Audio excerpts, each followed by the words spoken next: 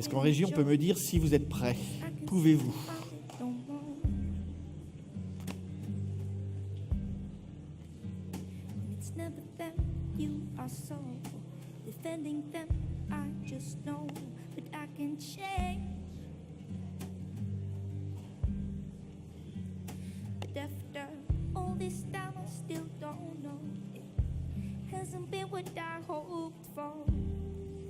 Allez, encore une minute.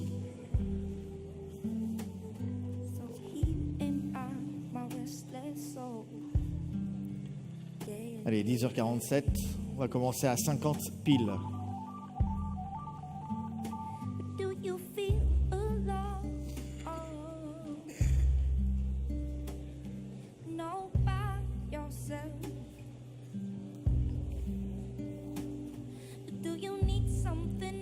Voilà, on va baisser un peu la lumière de la salle, si vous le voulez bien. Pardon ? 30 minutes. 30, maxi. Enfin, 25 plus 5. Oui.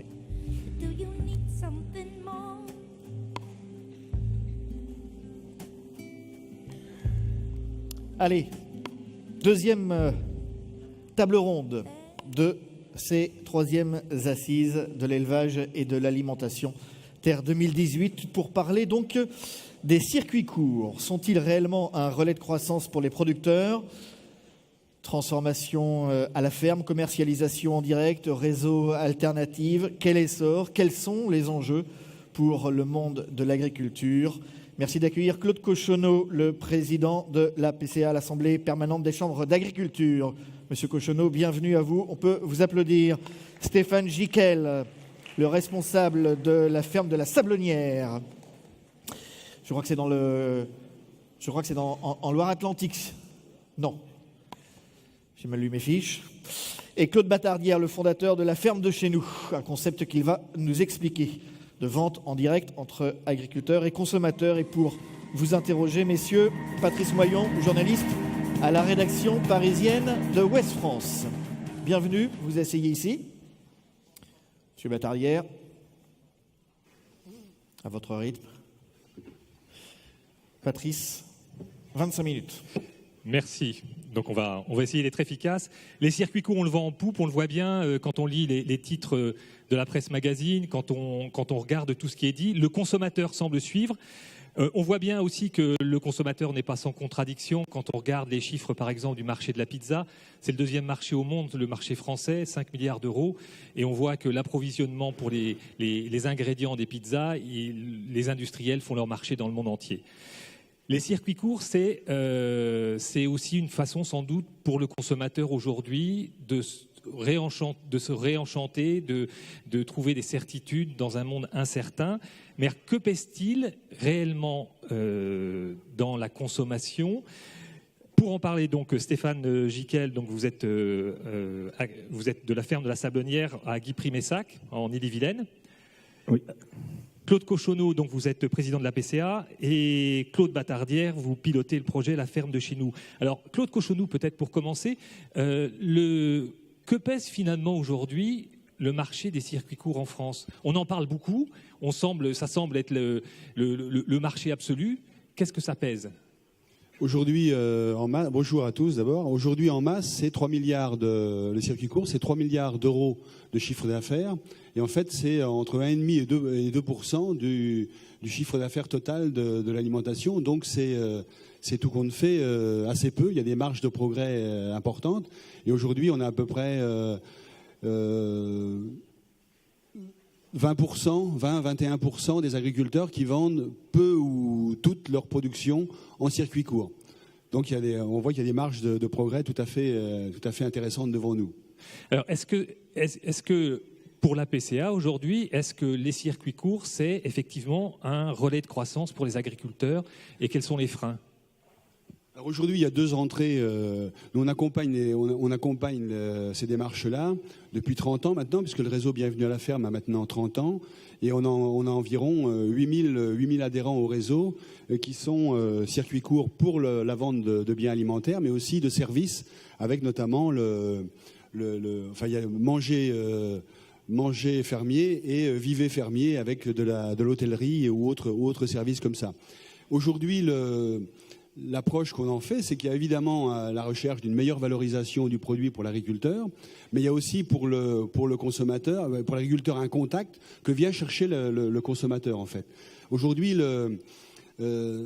quand on fait des sondages et qu'on demande aux gens pourquoi ils veulent acheter direct, il y a autant le produit, la qualité du produit est évidente, mais il y a aussi le contact avec l'agriculteur et le fait de pouvoir parler à la personne qui produit ce qu'il achète, et donc d'avoir ce lien direct. Et je crois que c'est ce qui manque aussi beaucoup aux consommateurs qui cherchent par là aussi à se rassurer au-delà de l'acte entre guillemets citoyen qu'il peut faire en achetant fermier, quoi. Stéphane Gicquel, vous venez donc de la ferme de la Sablonnière, vous avez été cuisinier pendant 15 ans. Vous, aujourd'hui, sur votre exploitation, vous avez fait le pari du circuit court. Comment est-ce que ça fonctionne ? Alors, ça fonctionne très bien, puisque on n'arrive pas à répondre à toute la demande de produits. Donc nous, on est 14 sur l'exploitation. Donc combien de salariés ? Dont 6 salariés et un apprenti. Donc c'est vrai que l'activité a permis de développer la vente directe et également de créer de l'emploi. Et quels sont les canaux de distribution que vous utilisez ?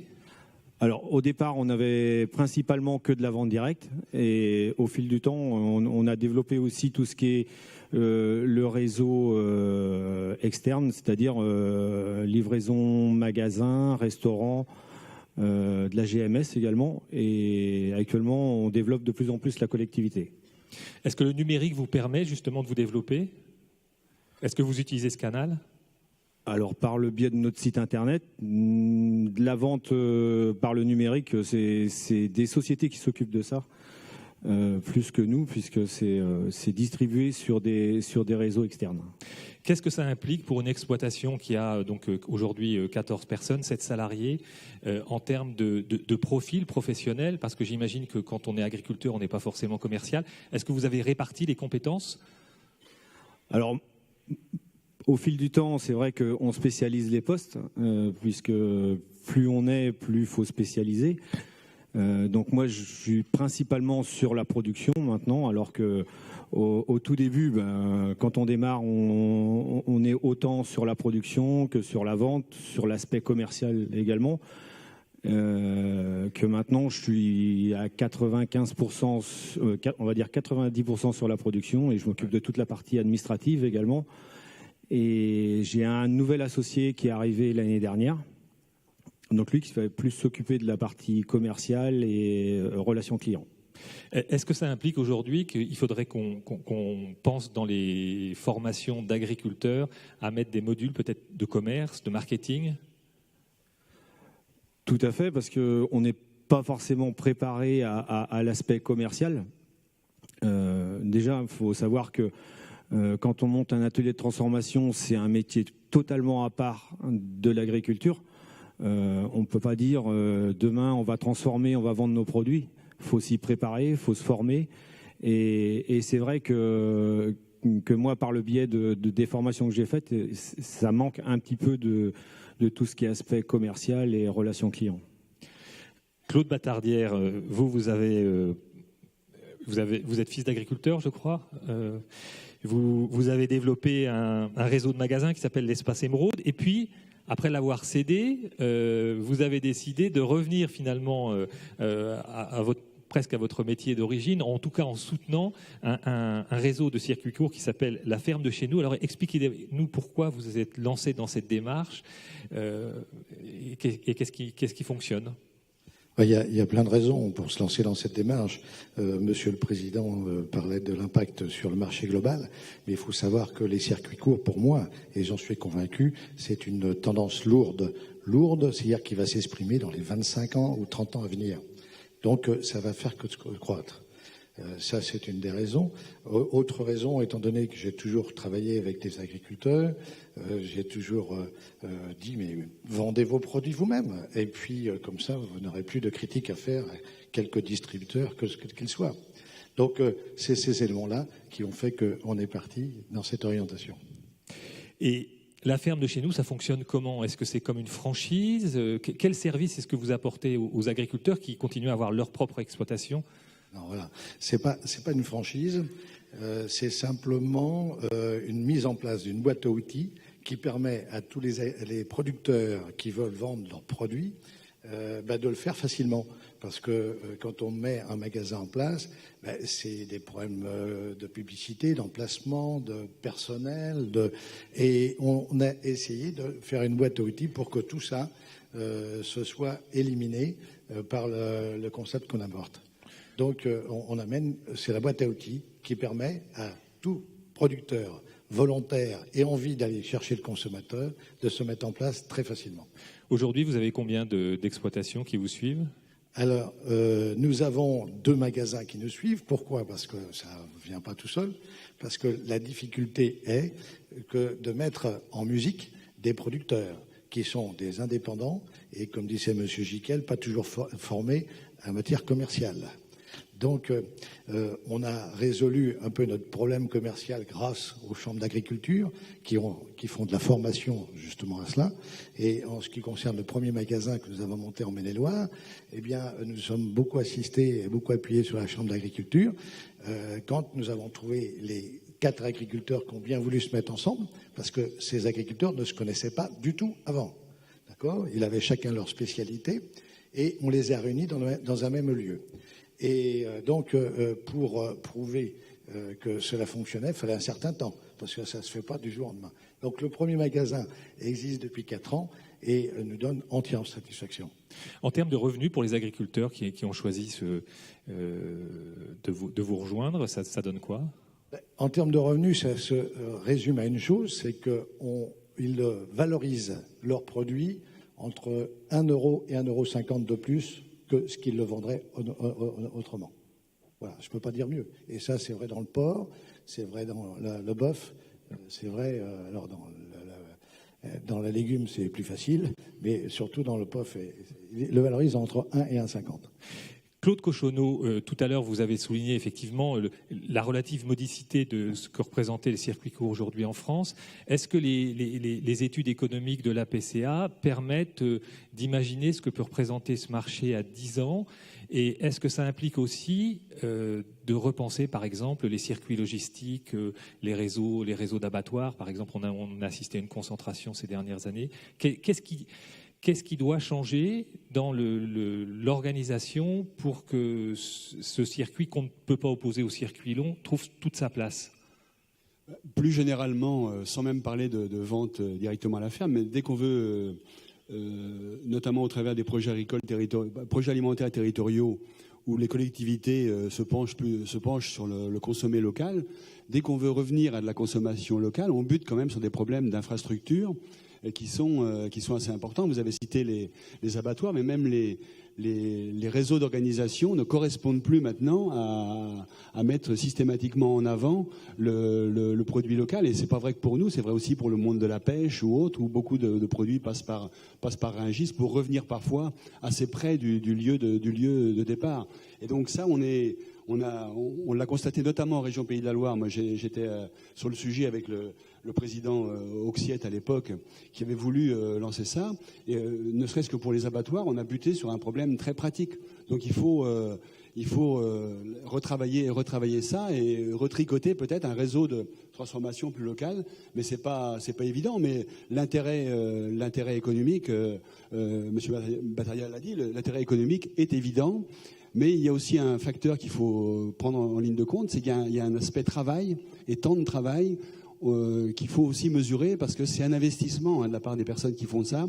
C'est un investissement, c'est enrichissant parce qu'on a du contact, mais c'est quand même un investissement. Moi, avec la partie vigne de mon exploitation, quand on fait de la vente directe à la cave, parfois vous passez quand même pas mal de temps pour vendre quelques bouteilles seulement. Mais bon, ça fait partie du job, quoi. Mais c'est quand même du temps à y consacrer, faut pas l'ignorer. Mais par contre, c'est enrichissant parce qu'on a contact avec les personnes et on peut expliquer directement comment on fait le produit. Et ça, c'est intéressant. C'est quand même plus intéressant que de livrer ou de faire prendre le produit chez soi et après il va Dieu sait où.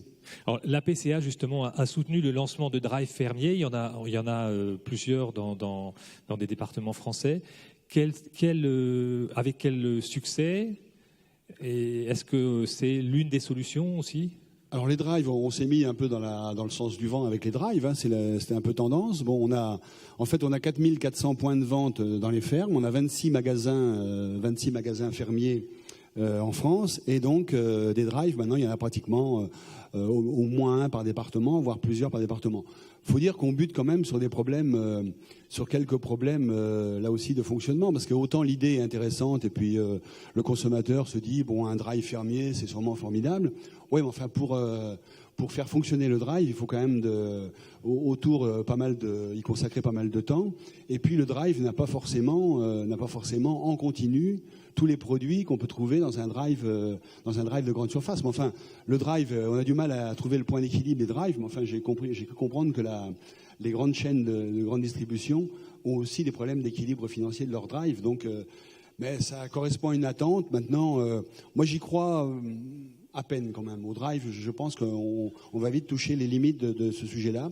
En tout cas, pour les drives fermiers, je crois plus aux magasins, soit les magasins sur les fermes bien développés, avec plusieurs agriculteurs, soit les magasins comme développe M. Batardière. Et on pense développer des magasins maintenant plus dans les centres-villes, là, plus près des centres des points de consommation importants, quoi. Quand on vous écoute, finalement, on se dit qu'il y a demain pour les jeunes agriculteurs une grande diversité de chemins à prendre, avec probablement les mêmes enjeux partagés autour de la qualité de l'alimentation, autour de l'environnement, mais des positionnements économiques qui seront différents. C'est ça, la réalité de demain des agriculteurs? On est déjà dans le cas, hein, parce que autant il y a 10 ou 15 ans, moi je suis plutôt en fin de carrière, ça fait un moment que je suis responsable. Il y a 10 ou 15 ans, on avait quand même des schémas d'installation qui étaient un peu stéréotypés, hein. Maintenant, il y a quasiment autant de cas différents que d'installations. Et beaucoup de jeunes maintenant arrivent avec des projets qui peuvent nous paraître un petit peu décalés à l'ancienne génération, mais qu'il faut surtout prendre avec beaucoup de sérieux, parce que moi je crois assez à ces projets diversifiés qui parfois demandent un peu moins d'investissement lourd en infrastructure, mais qui peuvent aussi être un peu plus faciles à manœuvrer en période de difficulté. En tout cas, ce qui est certain, c'est que si ça peut permettre de mieux valoriser le produit à production égale, et si ça peut permettre de renouer des contacts avec le consommateur, il faut surtout le faire, parce que aujourd'hui l'agriculture souffre, à mon avis, d'une méconnaissance de la part de l'ensemble de nos concitoyens, de la manière dont on a évolué, et donc il y a des clichés et tout ça. Il faut absolument rompre ça, et le meilleur moyen de rompre, c'est de faire venir les gens sur les exploitations, nos concitoyens sur les exploitations, et leur expliquer, leur montrer vraiment ce qu'on fait au quotidien. C'est à mon avis la meilleure solution. Claude Batardière, je vous vois réagir, vous acquiescez? Je trouve que les jeunes agriculteurs ont une chance inouïe, extraordinaire en ce moment, c'est de pouvoir intégrer la vente à leur production. Dites-moi quelles sont les usines qui ont leurs consommateurs à moins de 10 km de chez eux. Quel que soit le producteur, que ce soit un producteur de brosse à dents ou je ne sais pas quoi, il faut qu'il aille chercher des marchés très loin, alors que le producteur qui est sur place peut facilement trouver son consommateur à côté. Et lorsque vous ajoutez production plus distribution, vous valorisez énormément votre exploitation. C'est ce que me disait un adhérent il n'y a pas longtemps. Je dis, moi, j'ai mes 2 magasins, parce qu'on a un deuxième magasin en projet avec eux. Avec mes 2 magasins, ça y est, je remplis ma production. Parce qu'on n'est pas là dans un terme de chiffre d'affaires. On est là dans un terme d'écoulement de sa production. Donc, on n'a pas la même course. Vous voyez ? Donc, il y a une chance inouïe. Stéphane Gicquel, vous avez un parcours justement de cuisinier. Est-ce que cette diversité des parcours professionnels demain, c'est aussi quelque chose que vous recommanderiez aux agriculteurs ? Oui, tout à fait, parce que faut surtout bien se préparer à ce métier-là, parce que c'est, comme je disais tout à l'heure, c'est des métiers complètement différents. Donc, faut surtout bien se former et faut que ce soit des projets qui soient très bien préparés. On ne peut pas se dire demain je vais transformer, je vais faire de la transformation sur l'exploitation juste pour dire on veut valoriser notre lait, notre viande. Alors quoique en viande c'est un peu plus facile, je pense, qu'en lait ou d'autres métiers de transformation. Mais il faut surtout bien préparer son projet. Dernière question pour Claude Cochonneau, justement. Est-ce que dans le politiquement correct aujourd'hui, en tout cas dans un certain nombre de magazines grand public, ce serait d'opposer les circuits d'export et les circuits marché intérieur? Est-ce que finalement, il ne faut pas être fort sur le marché intérieur pour être capable d'avoir de vrais débouchés à l'export? Est-ce qu'il faut cesser d'opposer circuit court et circuit long? C'est vrai qu'il y a une règle en économie qui dit qu'il faut toujours bien maîtriser son marché intérieur. Ça, en premier lieu, avant d'aller à l'export. Mais aujourd'hui, il ne faut surtout pas opposer les deux systèmes. L'agriculture française a une vocation exportatrice. On est quand même dans des conditions pédoclimatiques qui nous permettent de produire largement plus que ce que nous consommons en France. Donc il ne faut surtout pas se priver de notre vocation exportatrice. Mais les deux systèmes sont évidemment complémentaires. C'est deux marchés différents, mais on peut monter à 10, 15, peut-être 20% de la production qui peut être vendue sur les circuits courts. Et donc il ne faut surtout pas se priver de cette possibilité-là. Mais ce n'est pas exclusif et il ne faut surtout pas les opposer. Les deux sont même complémentaires. Et sur une même exploitation, on peut même avoir un agriculteur qui consacre une partie de sa production à l'export et l'autre partie au circuit court. Et ça, c'est tout à fait compatible. La preuve, c'est que moi, je le fais tous les jours. Merci. Alors, on va passer aux questions SMS et Twitter. On en a reçu un certain nombre. Et on va vous demander d'y répondre, bien sûr, si vous le pouvez et si on peut nous les afficher. Voilà. Écoutez. Alors, merci de nous rappeler le concept de la ferme de chez nous. Bon, bah ça, je pense que ça vous est adressé, Claude Batardier. Oui. C'est très simple. C'est donc le regroupement d'agriculteurs qui ne vendent leurs produits qui sont produits ou élevés à moins de 100 km. C'est-à-dire qu'on veut une transparence la plus complète sur l'origine. Il est hors de question de vendre un produit qui est à 102 km et les consommateurs le regardent. C'est assez marrant d'ailleurs dans le magasin. Ils constatent si effectivement on est bien dans les 100 km. Donc ça, c'est ce concept-là. Et puis après, c'est d'avoir un producteur de viande, un producteur de lait, un producteur de maraîchers, un producteur de fruits qu'on le rassemble. Et ces gens-là deviennent généralement ce qu'on appelle les acteurs, ces actionnaires de la société. C'est une SARL toute simple que l'on a montée. Et puis, ils sont accompagnés après par des apporteurs. Ces gens-là vont chercher dans chaque ligne de produit des apporteurs pour complémenter leur production, soit par des conserves, par des produits supplémentaires. Donc, c'est ça, c'était simple. La difficulté, c'est de mettre en musique ces 4 agriculteurs. La première ferme de chez nous a été montée en 2000... Elle a été montée en 2013. 2013. Donc, en septembre 2013, donc bientôt 4 ans, le 19 septembre 2013. Donc, nous pouvons en parler avec... à côté de Cholet. À Cholet, à côté de Cholet. Et nous pouvons en parler en toute crédibilité, puisque nous savons ce que nous avons fait et les résultats que nous avons. Et aujourd'hui, le concept est pérennisé, solide, les consommateurs répondent à l'appel. Ah, tout à fait. Bon, nous avons beaucoup de demandes, mais le temps qu'il faut pour mettre en place les 4 ou 5 agriculteurs. Allez, une autre question. Quid du temps de travail chronophage de la vente à la ferme et d'une rentabilité finalement assez faible? Stéphane Jiquel ou Claude Batardière? Alors, tout dépend ce qu'on transforme. Déjà.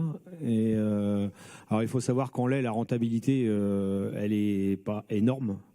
Après, faut aussi, en fonction de l'investissement du matériel et de la structure, nous, la rentabilité, c'est vrai qu'elle est arrivée au bout de quelques années seulement. Alors, c'est une question de main-d'œuvre, c'est une question d'objectifs aussi de volume transformé et voilà et puis nous c'est aussi on a joué sur les volumes et puisque là on est en projet de construire une nouvelle fromagerie donc si on construit une nouvelle fromagerie c'est pour continuer et si on continue c'est que c'est rentable. Et que vous trouvez le temps? On trouve le temps, on le prend. Vous le prenez. Claude Batardière? Je pense que nous, dans le magasin, il n'y a pas de profit au niveau du magasin. Tout est redistribué au niveau du producteur. Hein. Donc, on arrive maintenant à un coût de distribution en dessous de 20%. D'accord, tout confondu, commercial, etc. Donc je pense que c'est quand même un bon critère pour continuer. D'ailleurs, un point qui veut arrêter, parce que le coût de distribution est plutôt entre 40 et 50%, quoi, normalement. Donc on est à 20% de coût de distribution aujourd'hui. Donc, ouais. Merci. Autre question ? Les grands groupes coopératifs s'intéressent-ils à lancer des points de vente en circuit court ? Est-ce possible d'imaginer des marques de supermarchés en circuit court ? Claude Cochonneau. La deuxième partie de la question fait un peu peur quand même, quoi. J'avoue on aurait quelques craintes que de mauvaises habitudes qu'on dénonce par ailleurs refassent surface sur des circuits comme ça, sur des magasins en circuit court. Non, je pense pas. Je pense qu'il faut garder, par rapport à ce que je disais au début de mon propos, l'authenticité que recherche le consommateur en venant sur des circuits courts, quelle que soit la forme. Ne souffre pas, à mon avis, qu'on fasse autrement qu'un contact direct avec le producteur, parce que sinon on risque de dénaturer l'idée et de ne pas satisfaire complètement l'attente du consommateur, qui vient chercher au-delà du produit, qui vient chercher aussi, je répète, de l'authenticité, une image et un service, quoi, qui est plutôt dans l'information qu'il peut avoir auprès du producteur. Claude Batardière, vous vouliez rajouter ? Je confirme parfaitement, il faut que le producteur soit dans le magasin. C'est pour ça que dans nos magasins, il y a tous les jours un producteur qui représente les autres. Mais il faut que ce soit un magasin de producteurs. Et qui, mieux que le producteur, peut vendre son produit ? Allez, une dernière question et on vous libère. Le bio, vecteur de croissance pour les circuits courts. Oui. Nous, on constate que le bio, c'est à peu près 8% de la production agricole en France. Et dans nos adhérents Bienvenue à la ferme, c'est 12%. On est un peu au-dessus de la moyenne, mais évidemment ça ne peut être que plus valorisant encore pour le producteur quand il est sur des produits comme ça. Mais ce n'est pas exclusif, mais 12%. Donc on est un peu au-dessus de la moyenne. Voilà. Allez, le bio, on en reparlera cet après-midi. Merci, messieurs Claude Batardière, Stéphane Gicquel et Claude Cochonneau. Merci de votre participation. On peut vous applaudir.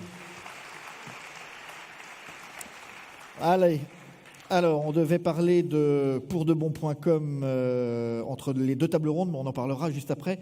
Donc cette table ronde, puisque je crois que Patrice, pour ne rien vous cacher, a un avion à prendre. Voilà, donc troisième table ronde, consommer local. C'est l'un des volets des États généraux de l'alimentation qui porte sur la consommation 100% locale, avec un objectif, je crois, de 50%. On va voir ça dans le détail.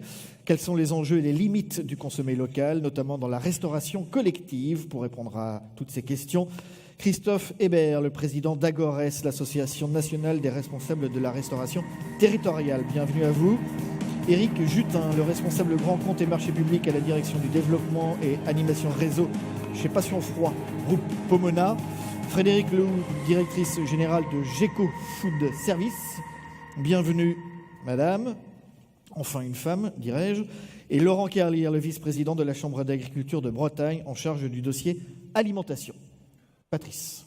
C'est effectivement l'un des volets de la loi issue des États généraux de l'alimentation. Est-ce qu'on peut utiliser le levier de la restauration collective pour trouver de nouveaux débouchés à des prix intéressants pour les producteurs ? Sachant que cette loi, effectivement, n'a pas encore été votée. L'idée étant de 50% de produits locaux ou sous signe de qualité, avec 20%, si possible, de produits bio. Je vais me tourner tout de suite justement vers Frédéric Lehoux. Vous êtes directrice générale de GECO Food Service. Vous avez une longue expérience sur les questions de l'alimentation, puisque vous avez également travaillé à l'ANIA. Au moment du Salon de l'agriculture, vous aviez, avec d'autres acteurs justement, dont la FNSEA, lancé une initiative commune. Qu'est-ce qu'on peut attendre de cette loi sur le lien entre restauration collective et produits locaux, et quels sont les éventuels freins que vous voyez ? Alors, on peut en attendre beaucoup, effectivement. Je pense qu'aujourd'hui, on est un peu à la croisée des chemins. Les États généraux de l'alimentation avaient débuté l'année dernière au mois de juillet. On les a clôturés en décembre. Ensuite, on est dans la phase de la procédure législative et comme vous venez de le rappeler, elle va aboutir. On sent qu'il y a une volonté ambitieuse concernant la restauration collective avec ce qu'on pourrait appeler une montée en gamme. Cela étant, aujourd'hui, quand je dis qu'on est à la croisée des chemins, et c'est pour ça qu'on avait fait cette conférence de presse commune avec FNSEA, COP de France, le SNRC, avec la CGI, enfin avec tous les acteurs de cette filière restauration collective, c'est qu'on a besoin d'une commande publique responsable. Une commande publique qui investisse dans cette filière de la restauration collective, parce que je pense qu'on aura l'occasion d'y revenir. On a des prix d'achat coût matière qui sont extrêmement faibles en restauration collective. De quel ordre pour un repas ? On peut avoir du 1,40 € en milieu hospitalier pour 3 composantes, c'est-à-dire l'entrée, le plat et le dessert. Ça peut monter à 1,80 €, 1,90 € pour un repas en collège. Donc on est vraiment à des prix extrêmement faibles, avec beaucoup de tension sur le prix. Donc il faut bien qu'on comprenne qu'aujourd'hui, ce qu'il y a dans les assiettes, on entend qu'on veut changer le contenu des assiettes, ça correspond stricto sensu à ce qu'il y avait dans l'appel d'offres et donc dans la commande. Donc ça n'est pas véritablement, j'allais dire, de la faute de ceux qui ont fourni les matières premières ou de ceux qui ont cuisiné en cuisine s'il y a une relative insatisfaction sur le contenu des assiettes. Il faut qu'on change les commandes, il faut qu'on change les appels d'offres, il faut qu'on y mette d'autres critères, effectivement, avec un critère prix qui est indispensable. Alors Stéphane Le Foll, justement, quand il était ministre de l'Agriculture, avait fait un guide qui était à l'usage des collectivités locales, notamment pour prendre en compte cette question des appels d'offres. Est-ce que ça a porté ses fruits ou pas ? Non, je ne dirais pas que ça a porté ses fruits. Je pense que Éric Jutin, qui est responsable des marchés publics chez Pomona, pourra abonder en ce sens. Mais c'est effectivement un chantier parce que la commande publique, c'est un droit qui est compliqué. Les appels d'offres, c'est compliqué.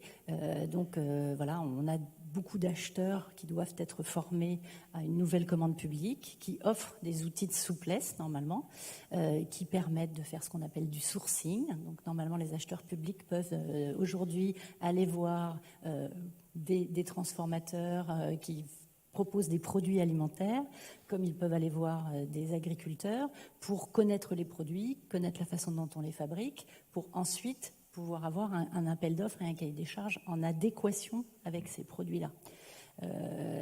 On va continuer à mobiliser tous les acteurs de la commande publique, mais c'est vrai qu'aujourd'hui, on se trouve confronté à des vrais freins dans cette pratique de la commande publique, nous acteurs. Christophe Hébert, vous êtes président donc d'Agores, l'association nationale des responsables de la restauration territoriale. Qu'est-ce que représentent ces approvisionnements locaux aujourd'hui dans les restaurants d'Agores ? Alors, au niveau de ces approvisionnements, les volumes sont très variables en fait, d'une collectivité à l'autre. Pour différentes raisons. La première, en tout cas, c'est la volonté politique. La volonté politique des élus, mais aussi de la personne qui achète.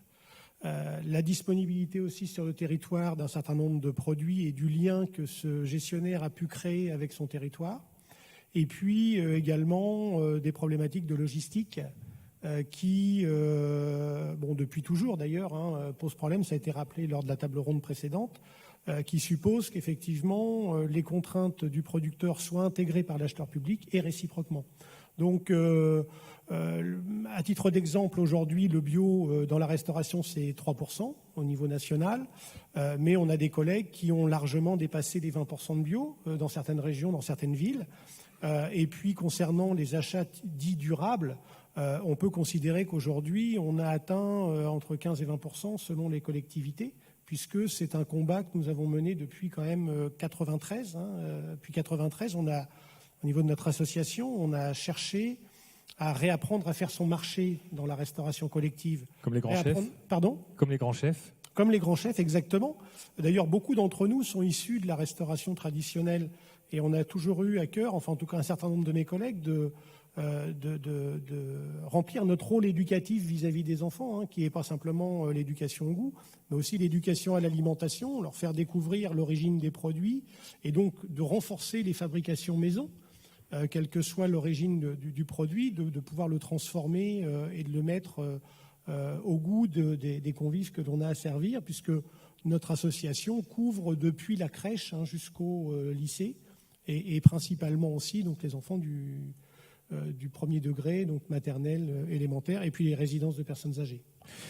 Collectivement, comment est-ce que vous organisez pour répondre à cette demande émergente du consommé local? Est-ce qu'il y a des initiatives intéressantes? Alors, comme je le disais, cette initiative pour nous est pas récente, puisque depuis 1993, on travaille sur le sujet. Alors, on a vraiment démarré en 1998. Je me souviens d'un congrès que nous avions organisé à Nevers, où certains de nos collègues nous prenaient pour des illuminés. C'était en 2004. Depuis, on a continué d'avancer et je suis toujours satisfait quand je rencontre mes collègues qui me disent effectivement avoir franchi le pas et acheter local. C'est un travail que nous menons d'une part dans le cadre de nos congrès pour mettre en avant les initiatives qui sont prises ici ou là, pour développer effectivement ces démarches. On a un travail également en direction des chambres d'agriculture plus localement pour rapprocher le producteur du consommateur et faire ce travail de sourcing qui a été évoqué. D'ailleurs, on l'a commencé bien avant que l'ancien code des marchés nous l'autorise et que l'ordonnance de 2015 nous incite du coup à le faire. Donc ce travail, on l'a mené en amont. Et puis, on continue de le faire aussi sur le plan juridique parce que, comme beaucoup le savent ici, les marchés publics peuvent être compris par certains comme un obstacle à l'achat durable ou local. Il n'en est rien.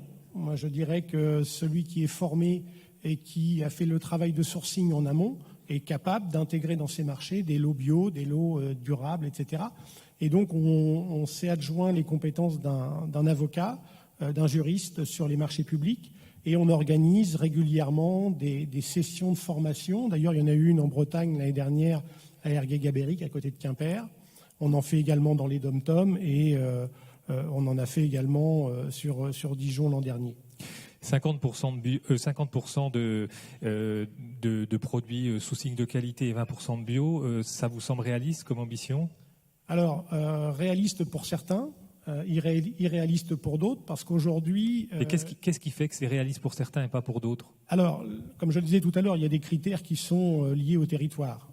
Mais aujourd'hui, principalement, ce qui ressort, c'est le coût. Le coût, ça ne veut pas dire que c'est trop cher. Ça veut dire que les collectivités, aujourd'hui, n'ont plus les moyens ou n'ont pas les moyens d'aller au-delà de ces 20%.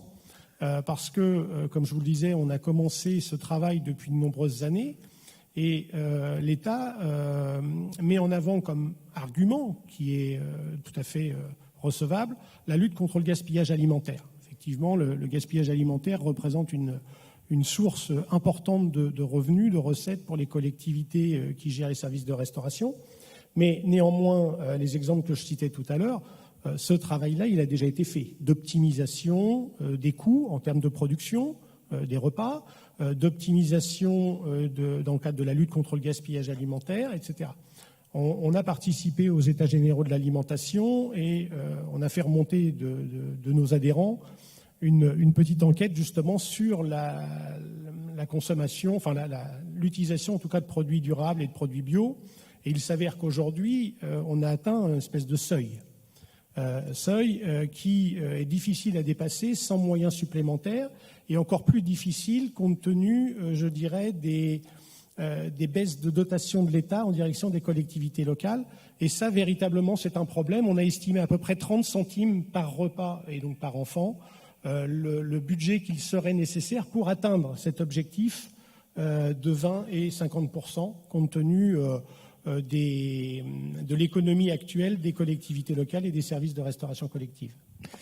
Merci. Alors, on va voir justement du côté des approvisionnements. Éric Jutin, vous êtes responsable donc grand compte et marché public et animateur du réseau Passion Froid du groupe Pomona. C'est 3,8 milliards d'euros de chiffre d'affaires, une entreprise qui a plus de 100 ans, 12 600 salariés. Comment est-ce que vous prenez en compte cette demande d'approvisionnement local? Est-ce que pour vous aussi c'est une vague de fonds qu'il faut prendre en compte, qui fait que demain, dans 10 ans, dans 15 ans, ça sera un marché important.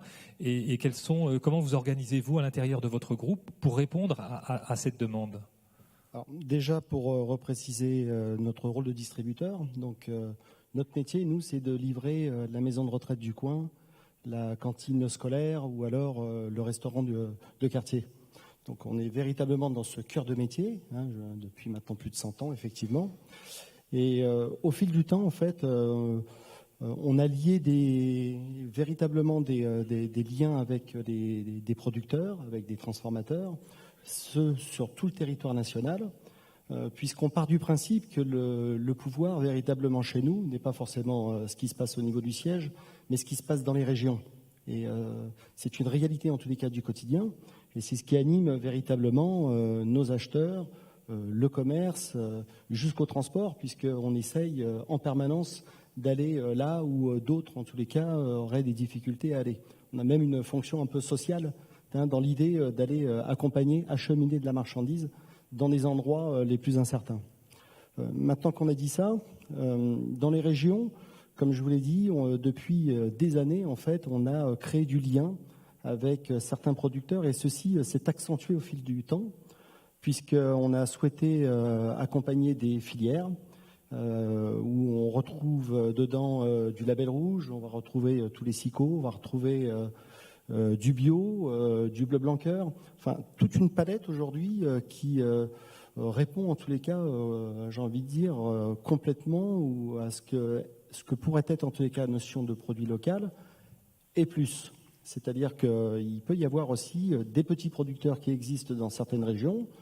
Je pense par exemple à des artisans charcutiers, bouchers charcutiers, Maison Beucher, je pense à eux, qui restent la troisième génération et à travers laquelle, depuis des années maintenant, on accompagne l'ensemble de leur activité de manière à pouvoir répondre en tous les cas à ces besoins de produits locaux. Est-ce que les producteurs aujourd'hui sont suffisamment structurés pour répondre à ces attentes? Alors je crois qu'en région, oui, il y a bon nombre en tous les cas de structures qui le sont et avec lesquelles on travaille finalement aussi dans le temps, puisque le respect des engagements chez nous est quelque chose de fondamental et en tous les cas, on accompagne l'ensemble de nos fournisseurs, c'est pas pour faire un coup, mais c'est véritablement pour le faire dans le temps. Quand vous engagez, c'est sur quelle période, sur quelle durée? Alors tout dépend en fait de l'activité même du fournisseur en question. Mais par exemple sur une activité de boucherie-charcuterie en région, c'est des contrats de 3-4 ans. Dans votre sourcing aujourd'hui, que représente l'approvisionnement local ou régional par rapport à des produits d'importation? Alors, ce qui est sûr, c'est qu'aujourd'hui, sur les 6 dernières années, on a démultiplié par 2 le nombre de références de produits qu'on retrouve en régional. Ce qui signifie que ça correspond à plus de 2000 références aujourd'hui disponibles sur chaque région. Parce que je dis bien chaque région est indépendante. 2000 par rapport à combien de références. Ouais. Donc je veux dire, c'est quelque chose de très important qui s'est véritablement démultiplié, puisque nous, notre travail, c'est véritablement de s'associer, en tous les cas, à ce qui s'opère sur le terrain et d'accompagner véritablement ces demandes en produits régionaux ou locaux, qui aujourd'hui, d'ailleurs, ne sont pas destinés uniquement à la collectivité, mais aussi à la restauration commerciale. Les attentes sont très fortes pour le bio. Est-ce que vous allez trouver les volumes dont vous avez besoin? J'aimerais vous dire oui, mais la réalité, c'est pas ça. C'est qu'aujourd'hui, en fait, il y a eu une augmentation réelle de la demande qui s'est opérée notamment à travers les marchés publics.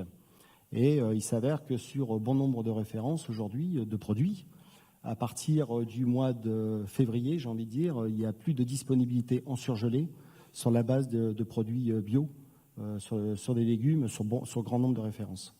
Est-ce que ça veut dire que dans ce cas-là, vous serez obligé de recourir à des importations si on veut tenir les objectifs? Oui et non. Sur certaines références, ce n'est pas le souhait en tous les cas de l'entreprise.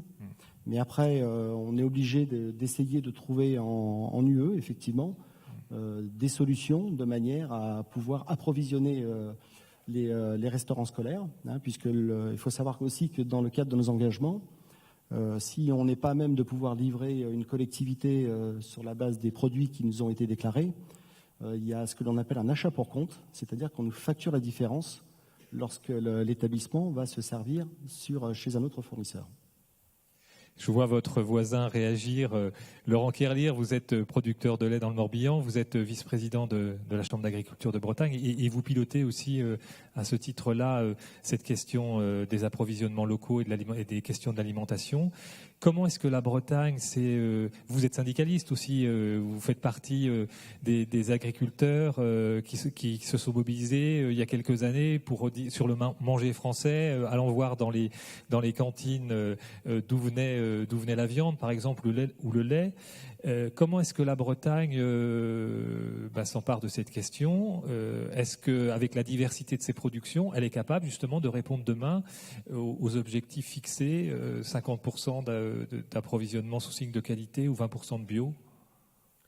Bonjour à tous. Effectivement, on a eu l'occasion d'aller voir ce qui se passait il y a un petit moment maintenant, mais dans la restauration collective parfois. Et les chiffres qu'on a font forcément réagir des producteurs que nous sommes lorsqu'on constate que, notamment vu les deux chiffres qu'on a, c'est viande bovine et aviculture, on est des régions très productrices. Et pour autant, le pourcentage de produits importés, donc on est bien importé, que ce soit Europe ou pas, on dépasse les 50% souvent.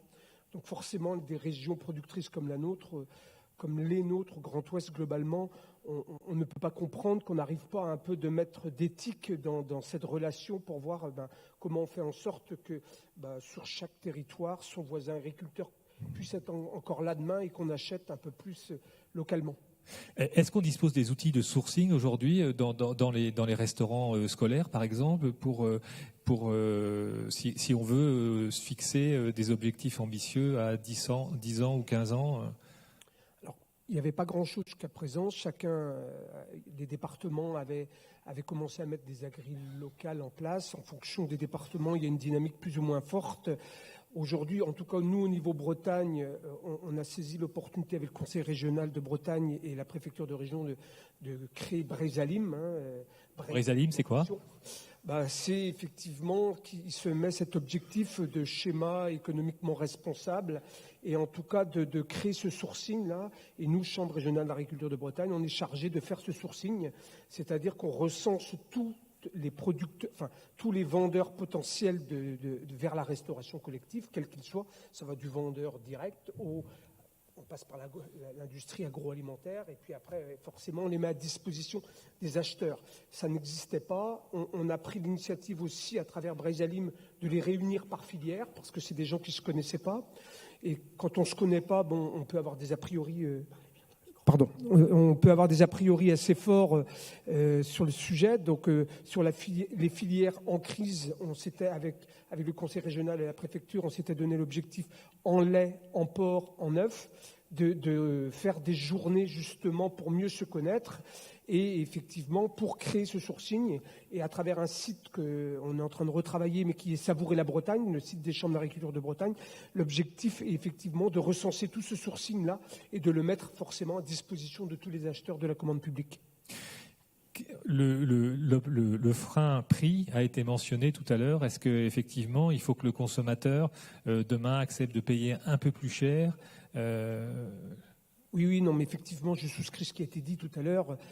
D'abord, ce qui nous manque, c'est un observatoire des prix et des marges, y compris en restauration collective. On ne l'avait pas.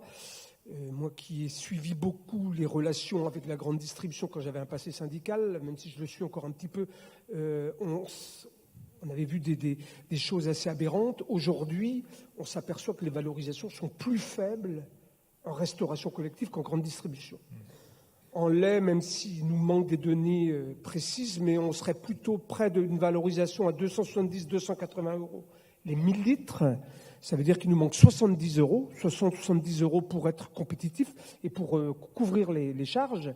Donc vous voyez le pas qu'il y a à faire pour qu'on puisse valoriser correctement les produits. Donc effectivement, ça veut dire, c'est ce qui a été dit, le prix matière augmente.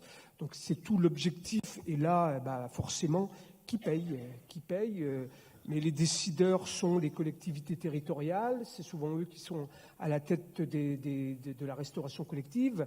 Ça veut dire, est-ce qu'on est prêt, alors même s'il y a des économies à faire sur le gaspillage alimentaire, on l'entend, mais en tout cas le chiffre des plus de 30 centimes qui a été dit tout à l'heure, effectivement, est assez vrai, mais je doute qu'avec 30 centimes, on suffit à répondre le 50% tel que vous l'avez dit, ne serait-ce que pour éviter d'abord qu'on achète français et bio. Et pour moi, le 30 centimes, c'est un strict minimum. Et voilà, l'agriculteur ne peut pas être continuellement à faire du social pour que le prix des repas des enfants et de nos anciens dans nos EHPAD soit un prix trop bas. Merci Laurent Carrière. Frédéric Lehoux,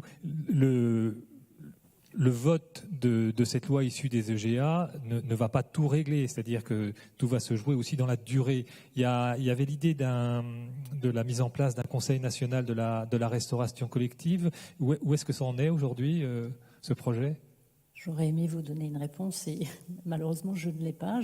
J'attends un prochain contact des pouvoirs publics pour savoir où on en est sur ce Conseil national de la restauration collective.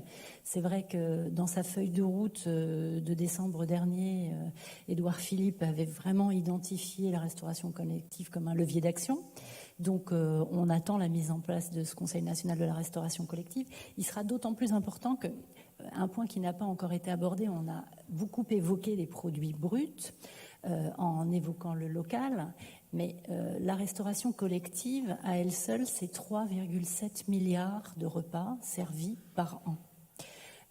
Au cours des EGA, je pense d'ailleurs que c'était un représentant d'une chambre d'agriculture qui disait ça serait une ineptie de croire qu'une métropole comme Marseille, on va pouvoir nourrir la restauration collective avec les producteurs qui sont autour à moins de 100 ou de 200 km.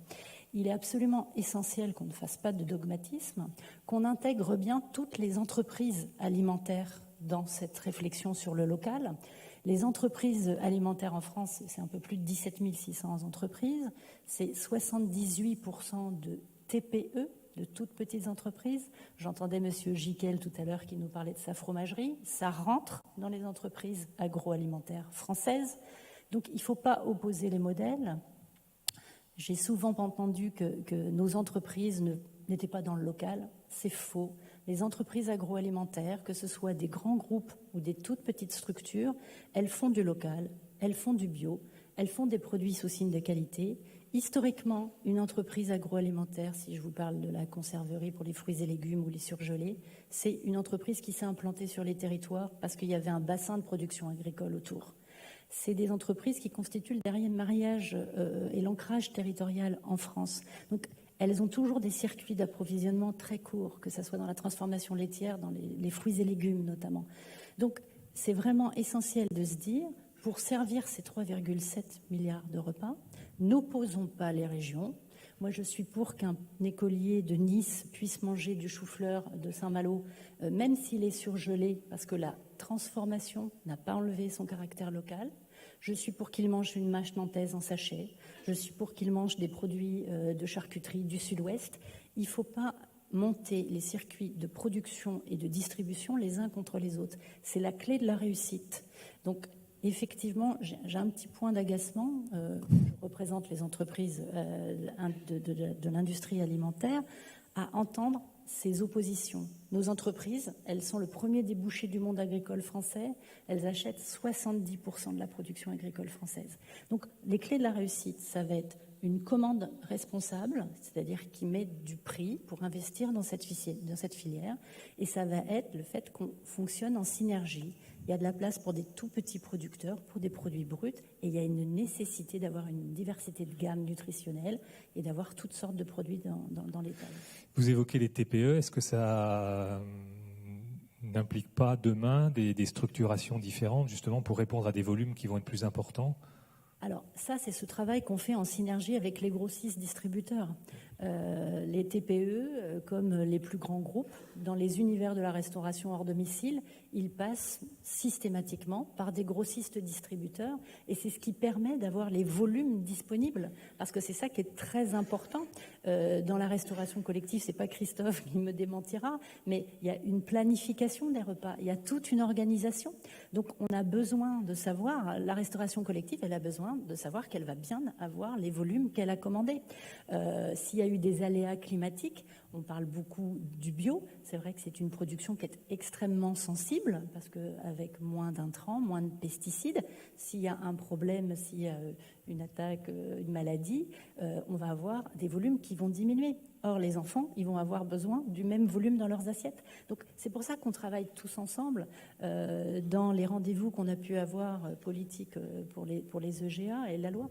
Nos interlocuteurs étaient toujours surpris de voir que toute notre filière, je vous dis, du monde agricole jusqu'au monde de la restauration, on venait ensemble leur parler parce qu'on a besoin de fonctionner ensemble et on a besoin qu'on investisse dans cette restauration collective du côté de la commande publique. Merci. Et Christophe Hébert, au sein d'Agores, est-ce que vous pensez qu'il faudra que, par exemple sur le bio, que l'État mette la main à la poche au moins pour accompagner ce mouvement ? Oui, j'en suis persuadé. J'en suis persuadé parce que je vois bien comment fonctionnent les collègues et quels sont l'état des finances des collectivités locales. Le passage au bio peut parfois se faire à coût constant parce que c'est une de nos problématiques. Ce qu'il faut dire, c'est que le passage aux produits durables et biologiques dans les collectivités locales, jusqu'à présent, s'est fait à coût constant. C'est-à-dire qu'on n'a pas demandé d'augmentation. On a cherché à optimiser les fonds publics pour acheter mieux et de meilleure qualité. On a recherché l'authenticité dans ces achats bio et locaux, et puis aussi la qualité régionale et la transmission aussi du patrimoine culinaire. Mais il est bien évident qu'à un moment donné, tout ça, ça a ses limites. Et le prix que j'évoquais, je confirme ce que j'ai dit tout à l'heure, les 30 centimes, c'est vraiment la base de travail pour répondre à la loi. Ça ne veut pas dire qu'il faut qu'on s'arrête à ça, il faut qu'on continue, qu'on aille plus loin. Il y a un pourcentage qui circule, 30% de l'alimentation qui serait pas consommée ou jetée aujourd'hui dans nos pays développés. Est-ce que ce levier moins gaspillé, est-ce que ça peut être le delta qui manque sur le plan économique ou pas, ou est-ce que ça dépend de la collectivité et du travail qu'elle a fait sur ce sujet. Pour ceux qui ont fait déjà ce travail, effectivement, ils ont réinvesti dans des produits de meilleure qualité, quels qu'ils soient. Pour ceux qui n'ont pas encore entrepris ce travail, aujourd'hui quand même assez peu, quand j'interroge mes collègues, beaucoup se sont lancés sur cette problématique-là. Bien évidemment que c'est un levier. Vous savez ce que représente aujourd'hui ce gaspillage au sein de... Je vais vous donner simplement l'exemple de la commune dans laquelle je travaille. 8500 habitants, on fait 1200 repas par jour, c'est 20 000 € à l'année. Alors c'est un travail sur le gaspillage alimentaire, sur l'optimisation de la production en cuisine avec des cuissons notamment qui réduisent la perte à la cuisson, et puis également un travail sur les achats au travers des marchés publics et sur le sourcing. Merci. On va passer aux questions qui nous ont été envoyées sur Twitter ou SMS.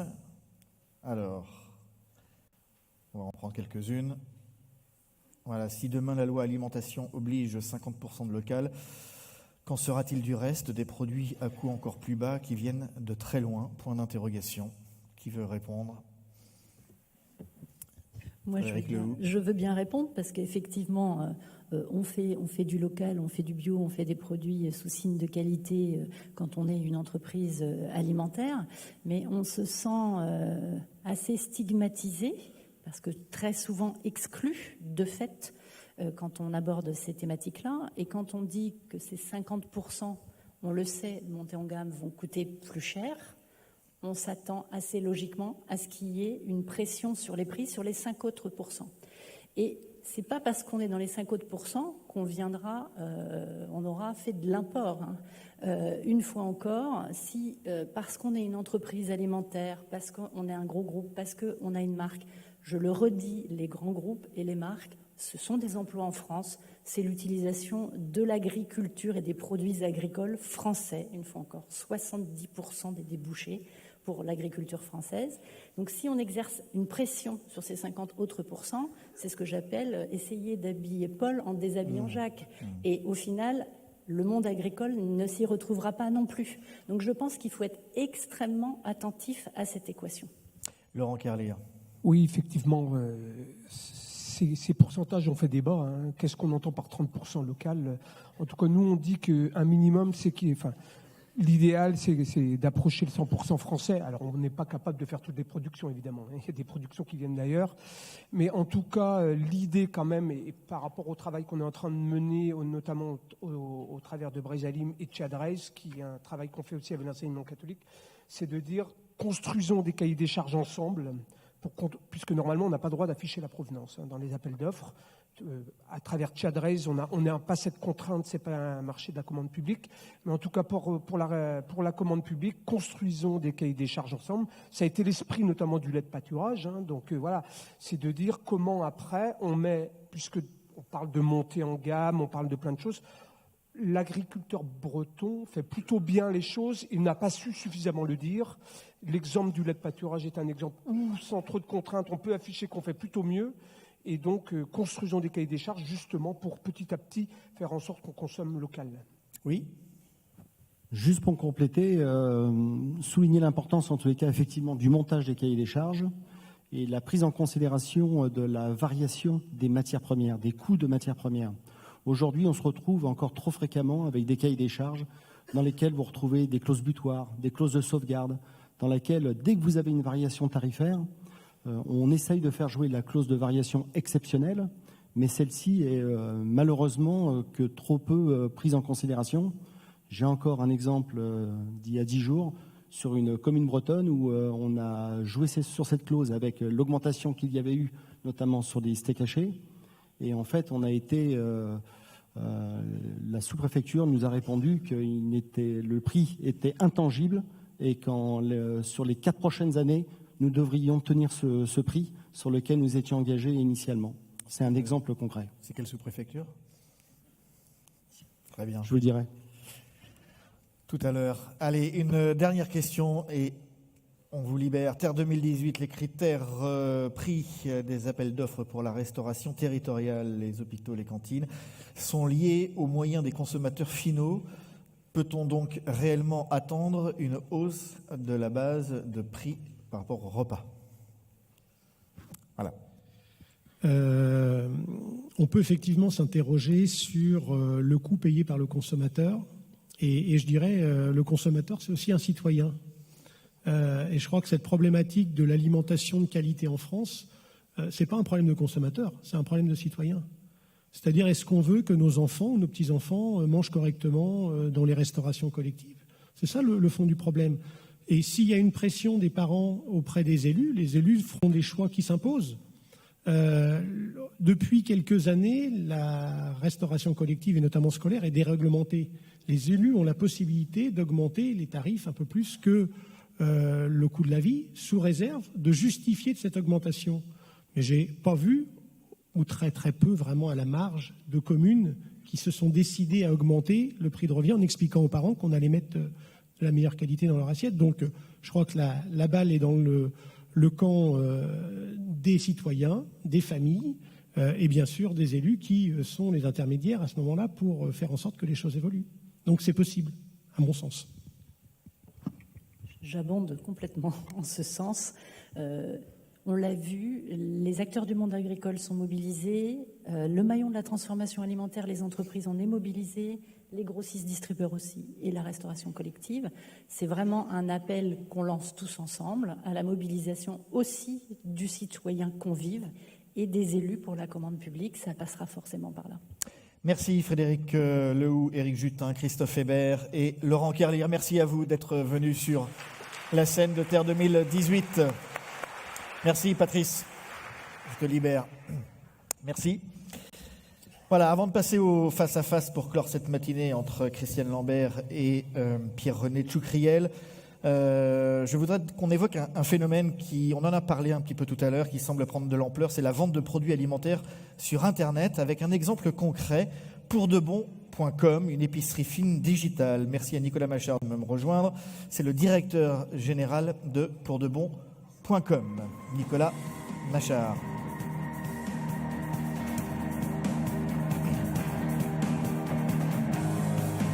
Voilà.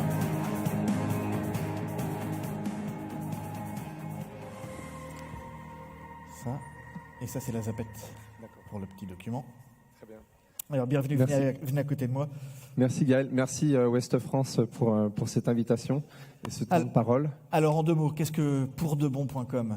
Alors, pourdebon.com, c'est une place de marché digitale qui permet de rapprocher les meilleurs petits producteurs et artisans de France du consommateur final. Un consommateur soucieux d'apporter un peu de transparence dans son assiette. Voilà ce que c'est que pourdebon.com. Alors, on va voir en quelques images le fonctionnement de pourdebon.com et puis on reviendra et je vous poserai quelques questions. Alors, normalement, je pense que c'est la régie qui va lancer la petite vidéo. Une petite vidéo d'1 minute pour vous présenter le concept. Une vidéo parle souvent plus que quelques mots. Quelques grands discours, si elle veut bien démarrer. Elle va arriver. La magie de la technologie. Surtout quand on habite en ville, il devient de plus en plus difficile d'avoir accès à des bons produits alimentaires variés et d'en connaître l'origine. Et pourtant, chaque jour, des femmes et des hommes passionnés produisent localement des aliments de grande qualité et perpétuent la tradition de la gastronomie française en respectant les nouvelles préoccupations des consommateurs. C'est pourquoi, en 2015, est née chez nous l'idée simple qu'un autre modèle de consommation et de distribution, plus vertueux et plus équitable, était possible. Un modèle de bon sens qui mettrait simplement en relation directe les meilleurs producteurs et artisans avec les consommateurs soucieux d'une alimentation plus saine et plus goûteuse. Nous avons ainsi créé Pour de Bon. Un marché en ligne au fonctionnement très simple. Au gré de nos étals virtuels, chacun peut composer son panier de produits frais au prix le plus juste auprès des meilleurs bouchers, poissonniers, charcutiers, viticulteurs, épiciers et maraîchers issus des 4 coins de France. Il s'occupe ensuite de préparer et d'expédier directement votre commande. Et grâce à Chronofresh, le nouveau service de livraison en frais de Chronopost, vous recevrez votre commande directement chez vous ou à l'adresse de votre choix, 24 heures après leur expédition par les producteurs. Vous optez pour un nouveau modèle de circuit court. Vous contribuez à établir des relations authentiques et durables entre producteurs et consommateurs à la recherche des meilleurs produits partout en France. Pour de bon. Voilà, pourdebon.com. Voilà, tout est dit. Alors, vous travaillez avec des producteurs locaux. C'est qui ? Comment est-ce que vous les choisissez ? Ça se passe comment ? Tout à fait. On travaille avec tous les producteurs et artisans de qualité sur le territoire français, où qu'ils se trouvent.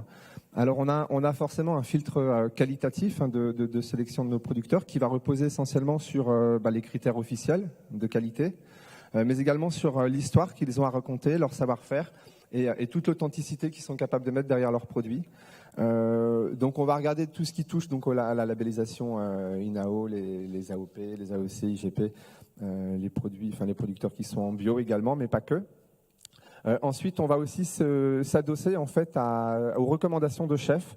On a un réseau de chefs qui travaille aussi avec nous. Faut savoir que l'un de mes partenaires, qui s'appelle Webedia, est également propriétaire d'un site qui s'appelle l'Académie du Goût, qui est un réseau en fait de chefs émérites. Et au travers de ce réseau-là, mais bien d'autres aussi, d'autres initiatives comme le Collège culinaire de France, par exemple, on va sourcer des producteurs qui sont quelque part sous l'accréditation de ces chefs. Alors on le voit, vous avez 200 producteurs aujourd'hui qui travaillent avec vous. Ça représente 6000 produits ? Tout à fait. On a même un peu plus de 200 producteurs aujourd'hui, puisqu'on recrute à peu près une dizaine de producteurs par mois. Aujourd'hui, on est, je crois, à 212 producteurs. Effectivement, alors je parle de producteurs et d'artisans. On a à peu près 70% de producteurs qui sont aussi également des artisans, puisqu'ils transforment généralement leur production sur leur lieu de production.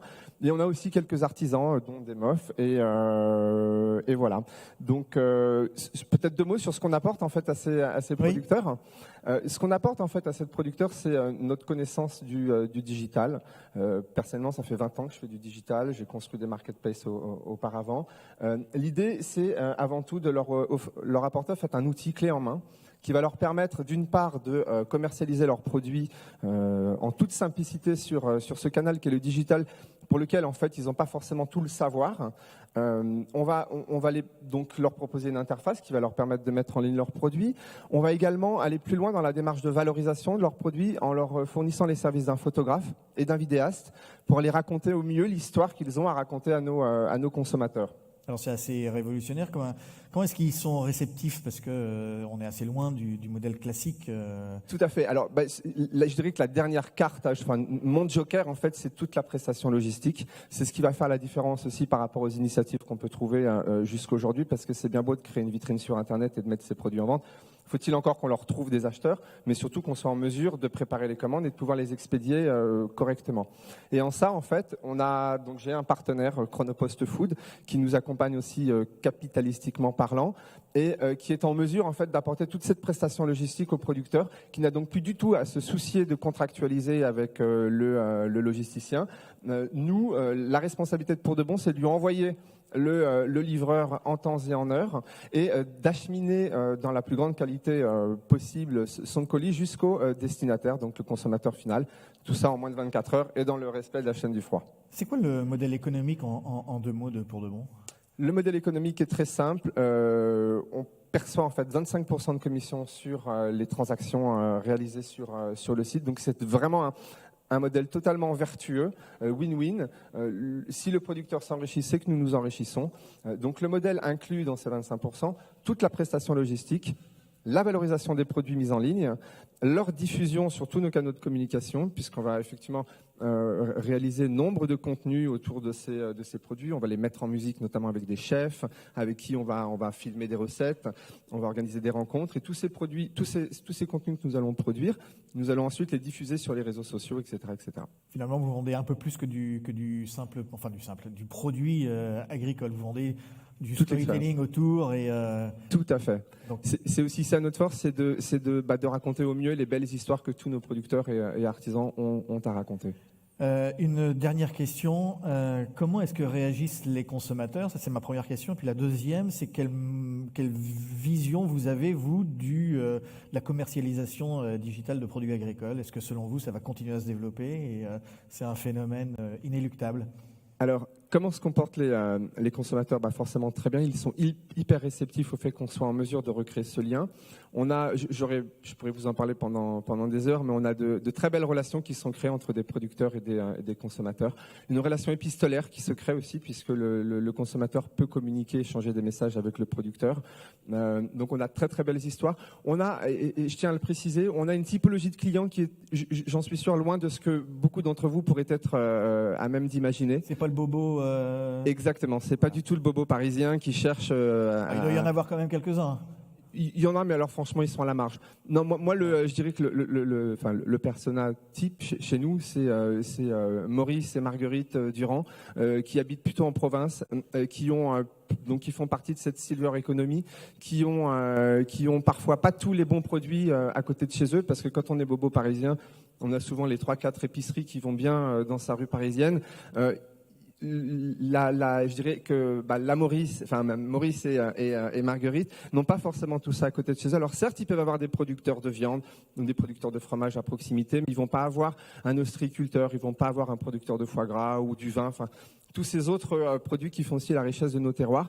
Donc c'est ça qu'ils viennent chercher, et en plus de ça, la facilité d'accéder aux produits en s'affranchissant des problématiques de mobilité. Parce qu'il faut savoir qu'il y a des personnes âgées qui ont aussi du mal à aller faire les marchés, etc. C'est aussi ça qu'on leur apporte, c'est la possibilité de voir livrer d'excellents produits du terroir chez soi. La dernière question, voilà. Alors écoutez, moi ça fait 20 ans que j'ai commencé dans l'ancien siècle dans le digital. Je pense qu'il a échappé à personne l'énorme phénomène de plateformisation qu'a subi l'ensemble des pans de nos économies. Alors moi j'ai connu, pour y avoir vécu de l'intérieur, tout le bouleversement du e-tourisme. Donc en 2002, moi je m'entendais dire vendre des voyages sur Internet, ça marchera jamais parce que c'est un acte très engageant. Il faut savoir où vous allez envie de connaître l'hôtel où vous allez voyager, la qualité de l'avion, etc. Donc ça ne marchera jamais, il faudra un conseiller. Aujourd'hui, c'est plus de 50% du business du tourisme qui passe en ligne. Dans la mode, il s'est passé la même chose. Énorme phénomène de plateformisation. On disait il est impossible ça va être très compliqué de vendre des vêtements en ligne parce que il faut les essayer.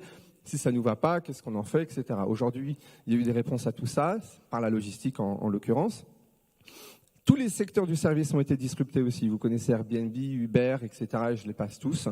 Donc aujourd'hui, j'ai l'intime conviction que le marché de l'alimentaire va être aussi plateformisé. Donc c'est un énorme enjeu qui est en train de se passer. J'appelle ça même le next big thing de l'Internet. Et je vois de très, très, très beaux jours pour les circuits courts et pour la vente directe pour les producteurs. Merci Nicolas Machard, directeur général de PourDeBon.com. Merci d'être venu nous parler quelques minutes de votre plateforme. Voilà, on va passer donc au face-à-face. Le débat entre agriculteurs et distributeurs reste vif et les oppositions ne se sont pas éteintes avec les États généraux de l'alimentation.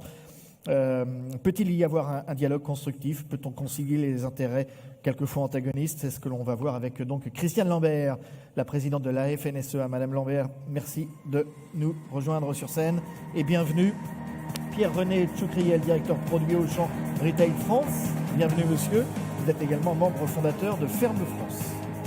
Et André Thomas, pour vous interroger. Oui. Alors, mettez-vous au milieu. Voilà. Merci Christiane Lambert de nous avoir rejoints. Vous êtes président de la FNSEA, le syndicat agricole majoritaire, plus de 212 000 adhérents sur les 564 000 exploitants français. Pierre-René Tchoucriel, vous êtes donc le directeur produit de Auchan Retail France. Vous êtes également un membre fondateur de Ferme France, qui est une association dont on va parler au cours de nos débats. Je rappelle que quelques chiffres quand même à propos d'Auchan, 52 milliards de chiffre d'affaires, donc des entreprises présentes aujourd'hui dans nos débats, c'est la plus importante en chiffre d'affaires. 351 000 salariés dans le monde, 3 800 magasins dans le monde, dont presque 500 en France, et une centrale d'achat qui s'est encore musclée d'ailleurs il y a assez peu de temps, puisqu'elle réunit non seulement les achats de Auchan, de Casino, mais également de Metro et Dia. Et je crois que Dia, la chaîne espagnole, c'est quelque chose qui s'est ajouté récemment.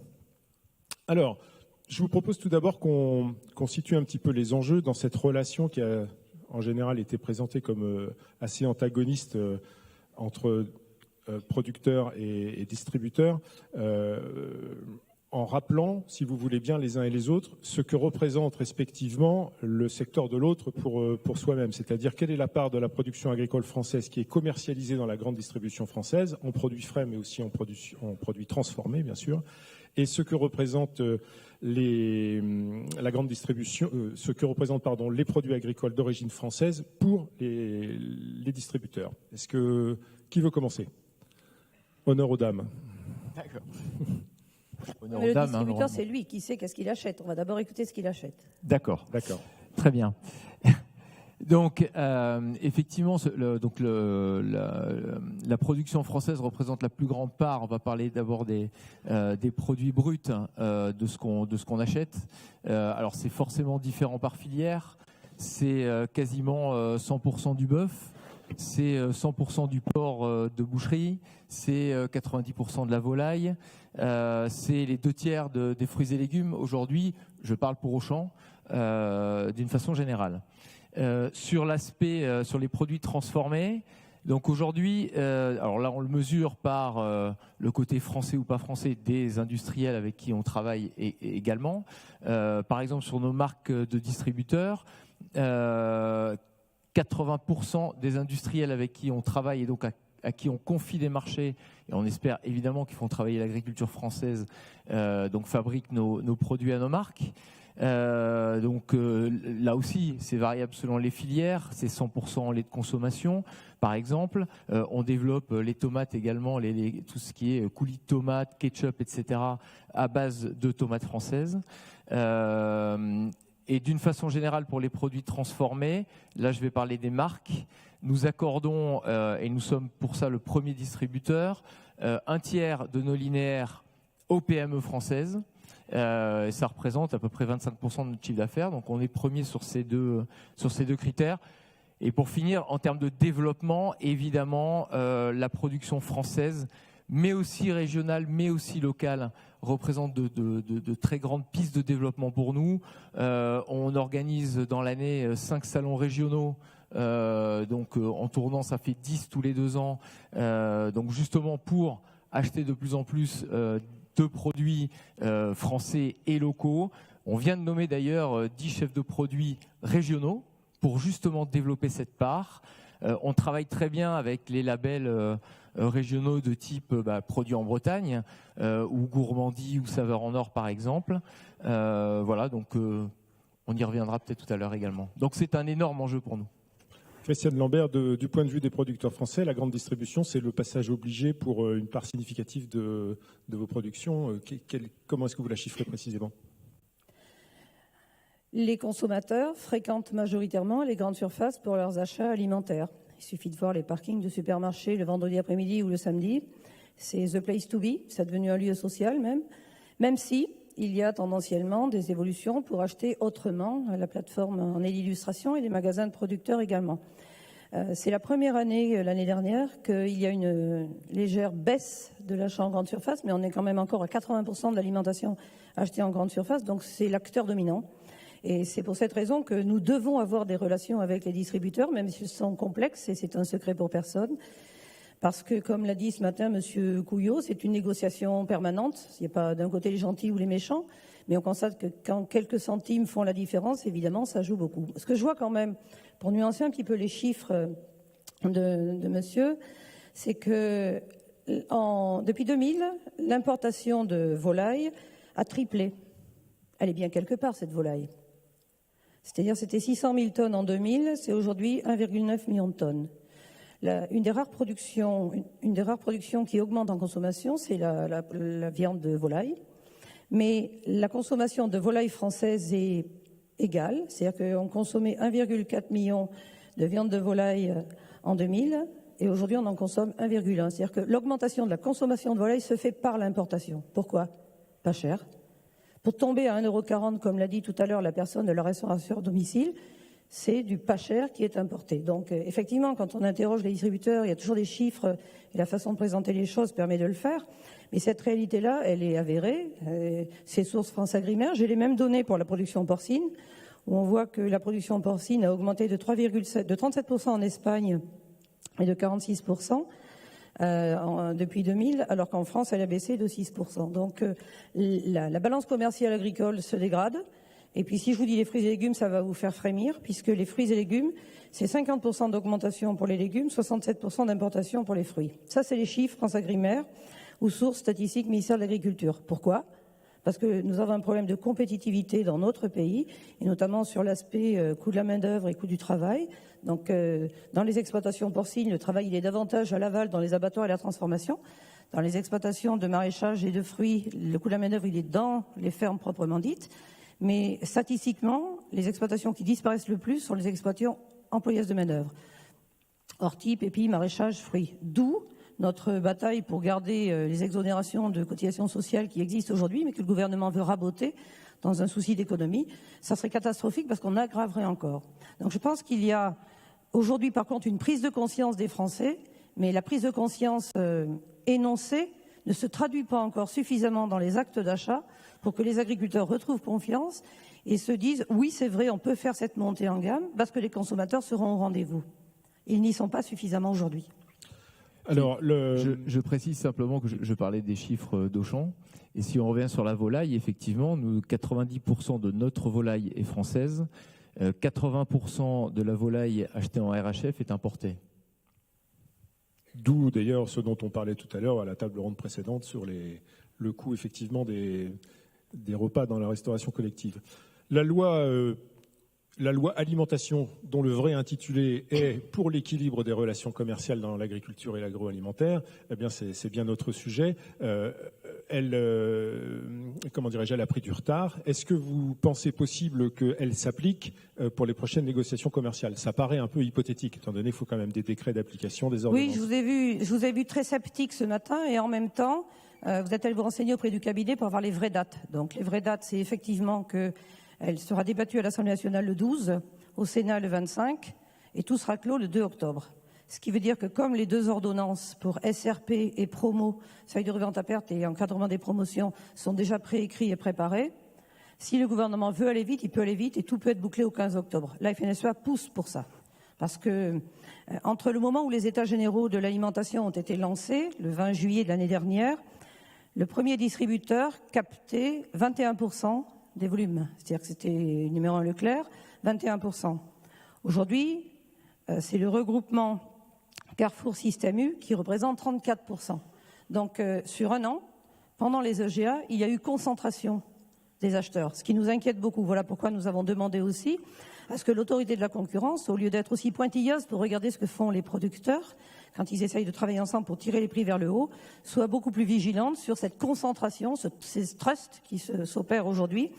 Et nous le portons à la fois à Paris, dans les états généraux de l'alimentation, auprès de l'autorité de la concurrence, mais nous le portons aussi à Bruxelles.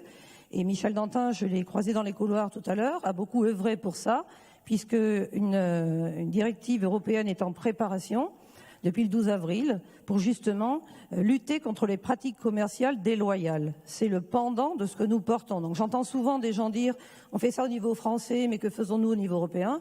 Nous l'avons vraiment porté. Aujourd'hui, le texte est là, qui permettra de sanctionner les prix abusivement bas, de regarder qu'est-ce qui est en tente ou qu'est-ce qui ne l'est pas, d'encadrer les pratiques des distributeurs, notamment sur les produits non périssables, où à ce jour il n'existe rien. Donc nous l'avons porté conjointement avec l'ANIA et Coop de France, parce que nous considérons que nous, producteurs, nous avons besoin d'un aval fort. Moi, je suis producteur de porc, les porcs sur le quai d'embarquement le dimanche soir, ils sont magnifiques, mais enfin s'il n'y a pas l'aval pour les transformer, ils n'ont pas grande valeur.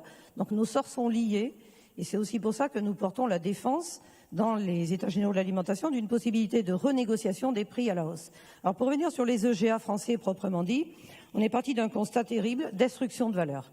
Voilà des années que les Français dépensent de moins en moins pour se nourrir.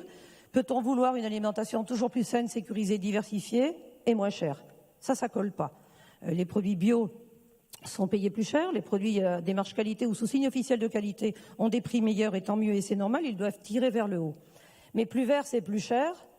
C'est un constat et tous les Français ne sont pas en capacité d'acheter ces produits-là. Donc il faut avoir à la fois la montée en gamme voulue par le Président de la République et plein d'autres, mais quand même la compétitivité. Parce qu'on voit des exemples aujourd'hui, par exemple le blé bio qui peut arriver en France venant d'Ukraine à 275 € tonne, le blé bio à 275 € tonne est à nos portes, quand le blé français bio est à 445, 465. Le lait bio peut arriver demain matin aux alentours de 270 € tonne, quand le lait bio en France est à 480 € tonne, prix de base. Ce sont ces réalités-là auxquelles nous devons faire face. Donc le mot compétitivité n'est pas un gros mot. Et j'avoue que dans le film de lancement, mais bon, plein de gens n'étaient pas arrivés et l'ont pas vu, je m'en excuse, mais j'étais arrivée à l'heure et j'ai vu le film. Quand il y a une espèce de présentation un peu dichotomique de l'agriculture en montrant des grands abattoirs et puis des grandes usines qui font la transformation agroalimentaire, majoritairement ce que mangent les Français, et en opposition les petites productions gentillettes telles qu'elles étaient présentées dans le film, je pense que les partenaires Even, Cooperl, Loué et Le Gaulois ne retrouvent pas ce qu'est la réalité de l'agriculture. Pourquoi, dans une présentation comme celle-ci, à l'ouverture d'un grand colloque qui se veut porteur et prospectif, il y a déjà une telle stigmatisation? Je trouve ça dommage. Il y a place pour toutes les alimentations. Tous les Français ne mangent pas pareil. Nous ne mangeons pas pareil en semaine et le week-end. Et je crois qu'il ne faut pas, dans une journée comme celle-là, vous êtes quand même prescripteur. Ouest France, c'est pas n'importe qui quand même. Première PQR et plein d'abonnés ici. Je trouve dommage qu'on zoome sur, et Dieu sait s'il y a plein de distributeurs qui le font en disant nous on va virer la chimie. On vous donne Faisons la parole, attention, comme vous pouvez le constater, on donne la parole à tous les représentants agricoles. Non mais sans... Pardon ? On vous donne la parole ainsi qu'à de nombreux représentants agricoles. Et oui, mais voilà, on fait notre rôle, je pense. Dieu merci. Et peut-être que M. Tchoukriel voudrait pouvoir Alors, je voudrais terminer, s'il vous répondre plaît. à certains des propos que vous avez tenus. Alors, je voudrais juste terminer pour dire que en France, nous avons la chance d'avoir des agricultures extrêmement diversifiées. Nous sommes en Bretagne, mais même en Bretagne, il y a une très grande diversité. Et d'ailleurs, vos colonnes s'en font toujours écho régulièrement. J'ai apprécié le spécial Space qui est sorti la semaine dernière. Mais dans les débats EGA, nous avons eu affaire parfois à des caricatures. Le fait, Olivier Alain, que ce soit sur un temps long, Olivier Alain l'a dit, nous avons eu de bons débats qualitativement dans les 14 ateliers. Les choses se sont crispées quand on est passé à l'écriture de la loi. Aussi parce que le débat a été pris en hold-up par les Poulencage et Sophie Marceau et par les tenants de l'interdiction du glyphosate dans la loi, qui ont complètement cannibalisé le débat, empêchant de venir sur le vrai sujet, comment on crée de la richesse et comment on partage intelligemment cette richesse. C'est ça le vrai sujet. Parce que l'agriculture française est à la peine, c'est un champion olympique convalescent. Nous étions très bons. Nous sommes en train de perdre année après année des surfaces en production, des emplois. Et moi, je lance un SOS, il faut sauver le soldat agriculture. Il faut sauver le soldat agriculture qui est mal en point. Mais nos dirigeants n'ont pas pris conscience du décrescendo que nous vivons en ce moment. Alors, Pierre-Honnête Choucriel, vous allez aborder donc ce nouveau round de négociations commerciales avec peut-être des règles qui vont avoir changé. D'abord, qu'est-ce que vous en pensez? Et ensuite, est-ce que vous êtes prêt à sauver le soldat agriculture? Alors oui, évidemment, nous sommes là aussi prêts et nous avons beaucoup œuvré pour que ces EGA arrivent et plus rapidement que ça, en effet. Je rappelle quand même que l'année dernière, nous avions signé une charte de bonne pratique dans l'esprit également des EGA. Alors ça reste une charte de bonne pratique, mais ça montrait notre volonté également. Tout le monde a dit qu'elle n'avait servi à rien en fait, que les négociations avaient été atroces. Ça reste une charte de bonne pratique. En revanche, ça s'inscrivait dans le développement de cette loi pour laquelle nous avons également œuvré et pour laquelle nous sommes résolument pour, sans aucune limite en termes dans les 3 ou 4 grands points. Après, le succès de ces mesures, elle ne dépendra pas que des négociations commerciales. Tout à l'heure, quand on a dit autour des tables que la relation se négociait et le partage de la valeur se négociait, le problème c'est qu'on est sur des négociations annuelles et qu'en réalité, le mot qui avait été cité, c'est en fonction des intérêts long terme des parties. Je crois que c'est vous qui l'avez cité. Donc, la question c'est comment à long terme on pourra garantir le succès de ce prix inversé, le succès de cette limitation des promotions, etc. C'est là le vrai débat. D'ailleurs, dans ce débat-là, il y a pour moi un maître mot qui est la transparence sur l'ensemble de la chaîne de valeur. Je rappelle quand même que tout le monde n'a pas donné accès à ses comptes et à la décomposition de sa valeur, et en particulier un certain nombre de gros industriels. Les distributeurs l'ont fait, les producteurs l'ont fait. Tant qu'on n'aura pas cette transparence partout, ça sera quand même difficile d'aller sur le long terme. Maintenant, nous inscrivons dedans. D'ailleurs, et là je parle d'Auchan toujours, dans l'esprit des états généraux de l'alimentation et donc dans le partage de cette valeur et en prenant en compte les prix de revient des producteurs, je rappelle que ça fait 20 ans que nous travaillons sur des filières responsables. La première, la plus emblématique, c'est celle du Vaud de l'Aveyron.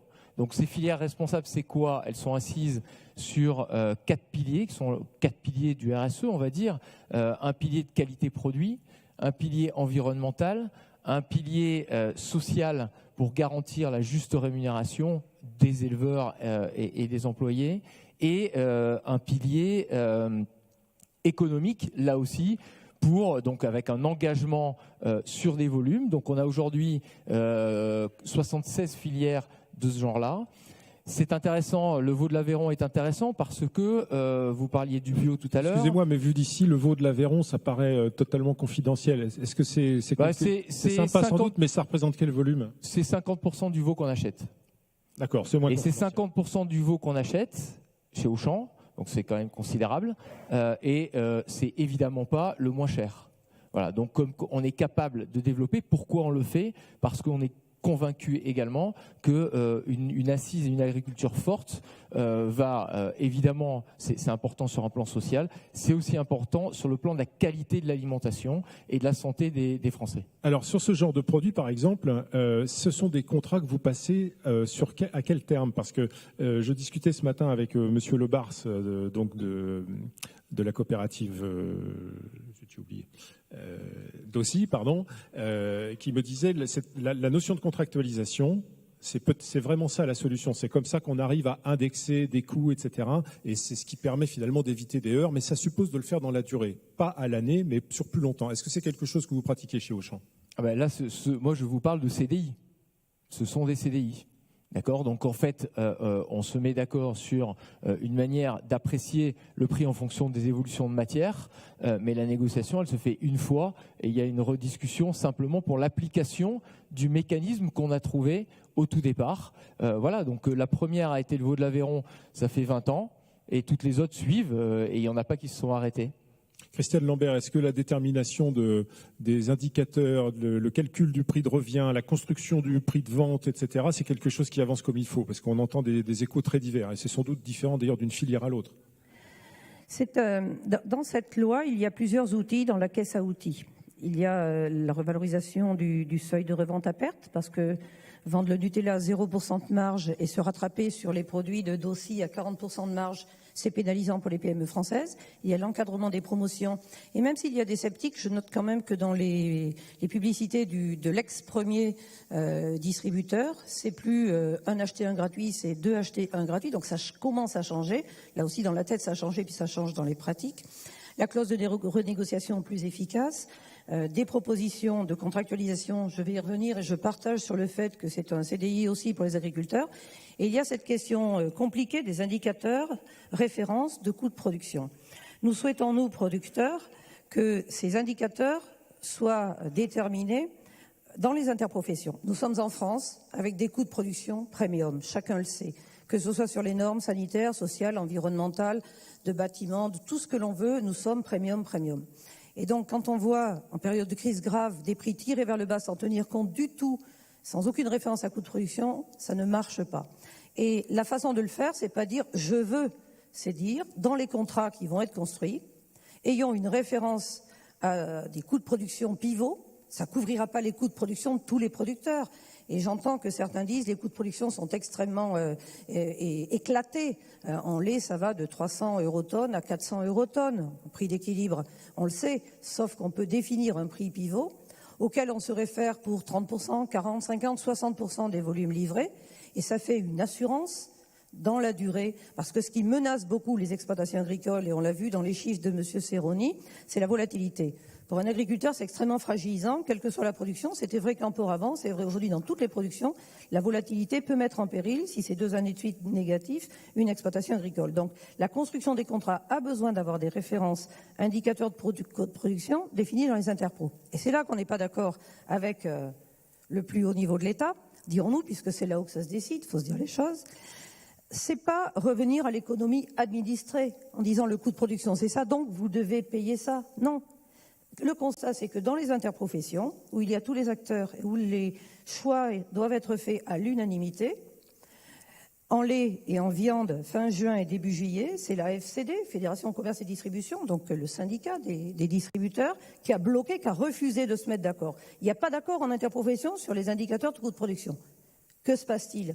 Eh bien, chacun retourne chez soi et ce sont les indicateurs maison qui prévalent. C'est-à-dire que les distributeurs, les uns après les autres, disent non, c'est pas vrai, moi je le sais, le coût de production, il est là, il n'est pas là. Et nous, producteurs, on n'a plus de levier. Donc c'est la double peine pour les agriculteurs.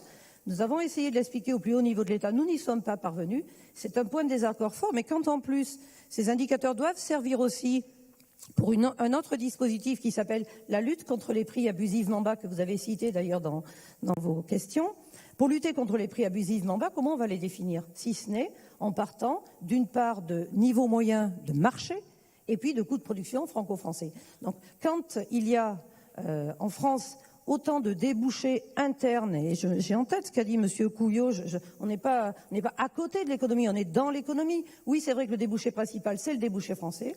Si pour tout le débouché français, qui a des conditions et des exigences de production premium, on arrive à tirer vers le haut pour tenir la production française, eh bien, il y aura aussi une part où on sera en concurrence avec nos autres concurrents à l'export, sur lequel on sait bien que c'est le marché qui prévaut. Mais par contre, quand on a autant de débouchés français, pourquoi sacrifier la valeur et continuer à détruire de la valeur? C'est ça qui nous mobilise beaucoup. Et je ne désespère pas que les députés, y compris de la majorité La République En Marche, qui, lors du vote en première lecture à l'Assemblée nationale, avaient voté favorablement à ce que nous portons plutôt qu'à l'amendement gouvernemental, reste sur la même ligne. Ce que je note par contre, et là c'est un dysfonctionnement de l'État, c'est que quand ça a été voté de la même façon par l'Assemblée nationale et le Sénat, Normalement, il n'y a pas de retour en arrière possible. Et ça n'a Là, pas été réglé en commission mixte paritaire. C'est le gouvernement, l'exécutif et le gouvernement qui contestent la voie parlementaire. C'est quand même une première. Dire c'est descendant, c'est pas du tout démocratique et venant du bas. Ça, c'est un problème.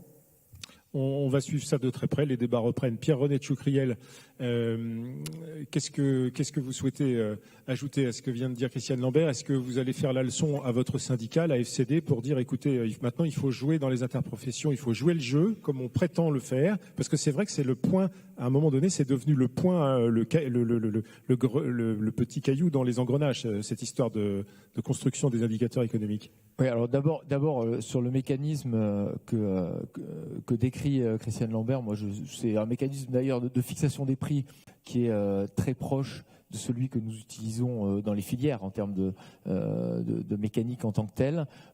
Sur les interprofessions, évidemment, après dans une interprofession il y a un dialogue.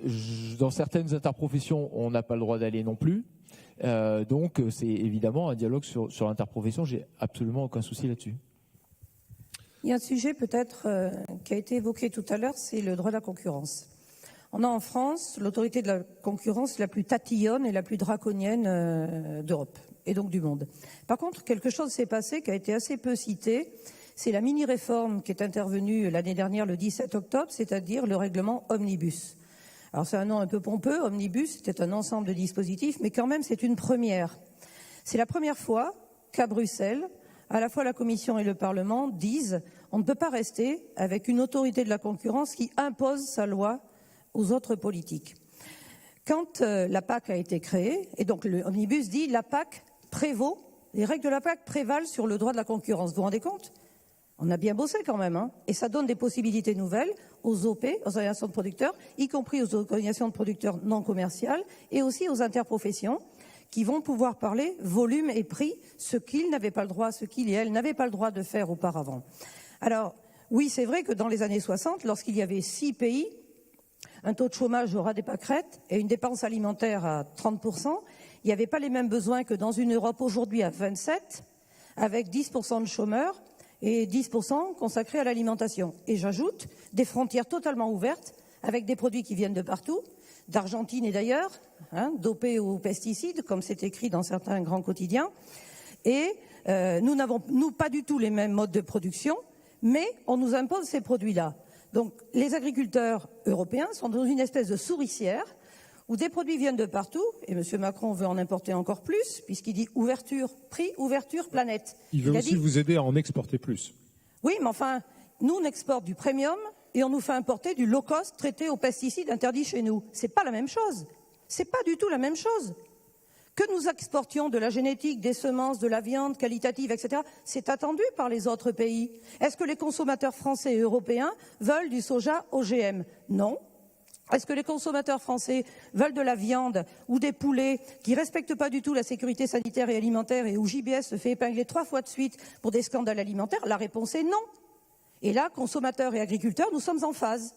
Donc il faut écouter aussi ce que veulent les consommateurs. Et nous ne pouvons pas supporter la concurrence de pays qui ont ces pratiques-là.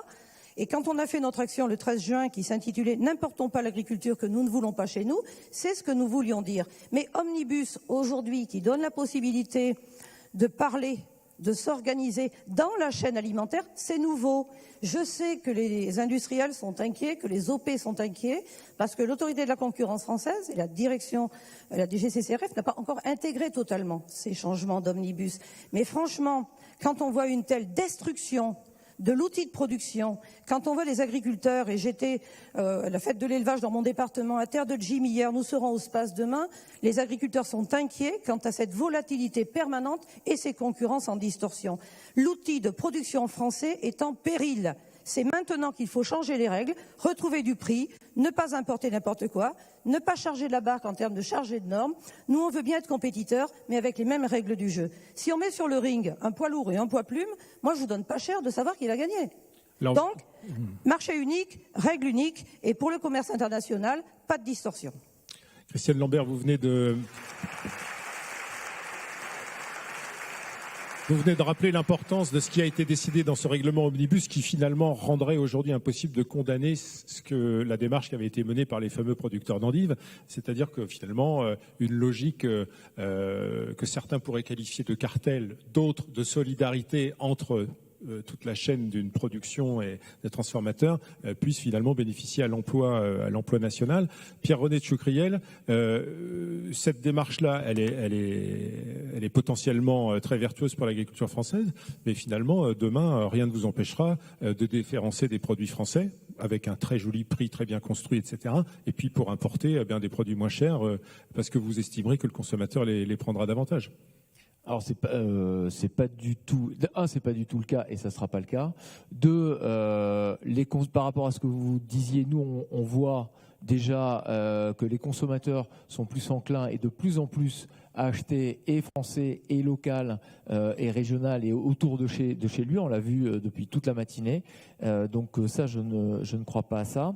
C'est la clé de voûte, la décision d'achat du consommateur. C'est lui qui au final dira si les États généraux ont bien fait leur travail, c'est-à-dire l'ont incité à acheter des produits vertueux pour l'agriculture française. Mais la décision, elle est partagée. C'est pas le consommateur ne dirige pas tout, puisque nous avons la capacité de leur fournir une offre qui est plus ou moins teintée, française ou pas. Nous avons fait, et là je parle encore une fois d'Auchan, nous avons pris la décision de faire français le maximum qu'on pouvait et de revoir l'ensemble par exemple de nos recettes des produits à nos marques pour essayer non seulement d'éliminer les substances qu'on voulait plus y voir, mais en plus de ça pour y introduire le maximum avec les partenaires avec qui on fabrique de produits français. Donc c'est absolument pas la tendance qu'on prend. Le prix n'est pas non plus l'alpha et l'oméga d'ailleurs je rappelle, parce qu'on parle du prix, etc., on n'a jamais été initiateur de la guerre des prix, c'est pas notre positionnement, on le sera jamais, on sera jamais les moins chers sur tout le temps, etc. C'est pas du tout ça qu'on veut. D'ailleurs, donc je vous citais le veau de l'Aveyron tout à l'heure, mais je peux vous citer un autre exemple. Alors c'est pas par rapport à l'import, mais on sera capable de prendre le même type de décision par rapport à l'import.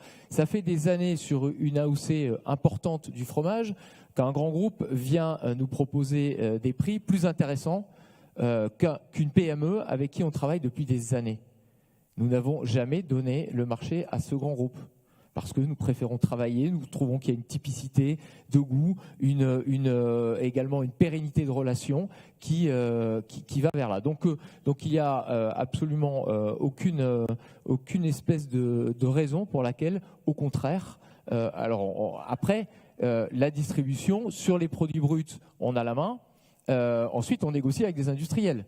Donc moi, ce que met un grand industriel qui fabrique des plats cuisinés dedans, à sa marque, je peux le maîtriser sur le cahier des charges des produits à ma marque. Sur les cahiers des charges des produits à sa marque, j'ai le choix de ne plus le référencer, ce que nous commençons de plus en plus à imaginer d'ailleurs pour ceux qui abusivement, je dirais, n'utilisent pas de la matière première française. Alors j'ai une question à vous poser là-dessus qui rejoint un des aspects des débats de la loi alimentation.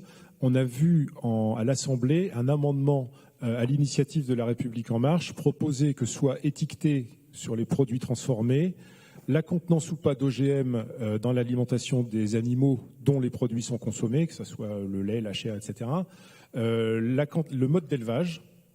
C'est pas bien exactement ce que ça peut vouloir dire le mode d'élevage, mais enfin c'était ce qui était demandé dans l'amendement, et le nombre de traitements sur les fruits et légumes dans le cas des végétaux.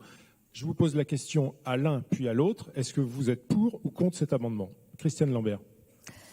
L'étiquetage est aujourd'hui encadré par des règles européennes. Nous nous sommes battus et Stéphane Le Foll a réussi à arracher le fait qu'il y ait une expérimentation possible sur les produits transformés, puisque vous savez que les produits frais doivent indiquer l'origine, mais les produits transformés, ils ne sont pas obligés. Dans le diaporama de M. Serroni, vous avez vu que c'est les produits transformés qui vont crescendo dans la consommation. Donc les consommateurs qui consomment de plus en plus transformés sont de moins en moins informés. Pourquoi c'est pas bien d'étiqueter seulement en France? Parce que c'est trop stigmatisant, surtout la façon dont le libellé était proposé. Qu'est-ce que ça veut dire de mettre le nombre de traitements sur les pommes? Enfin, vous imaginez, c'est comme si on mettait sur le ballon de foot le nombre d'enfants vietnamiens qui se sont cassés les doigts pour coudre à la main les ballons de foot. Il ne faut pas non plus nous raconter d'histoire, quoi. On sait très bien quelle était la finalité de cet amendement. Donc nous souhaitons que les règles soient européennes, marché unique, règle unique. Nous sommes pour la transparence la plus importante. Mais vous savez, ce qui est très important, c'est que là, vous avez organisé un dialogue et il est posé. Mais je vois aujourd'hui des alignements de planètes qu'on n'a jamais eus. Les consommateurs, à force de scandales et aussi d'être pris un peu pour des veaux quand même quelquefois, sont plus exigeants, et tant mieux. Et nous voulons répondre à cette curiosité. Nous sommes ici en Bretagne, dans la région qui est probablement le mieux mis en œuvre le slogan « Manger français », à l'initiative des DSEA, des JA, avec l'appui de la Chambre d'agriculture régionale et les chambres départementales, et qui ont conduit plein d'initiatives, des expos, doublé du produit en Bretagne, qui est ici très emblématique, région très identitaire. Jamais il y a eu un tel alignement de planète, et c'est partout pareil. Profitons de ça. Reconstruisons quelque chose autour de l'alimentation, parce qu'on n'imposera pas les actes d'achat aux consommateurs. Convaincre, ne pas contraindre, mais ne pas non plus présenter l'agriculture française comme Apocalypse Now, où c'est vraiment la cata, les phytos partout, etc. Dire que c'est un modèle vertueux. Et ce que je vois aussi, soit c'est Apocalypse Now, soit c'est la petite maison dans la prairie.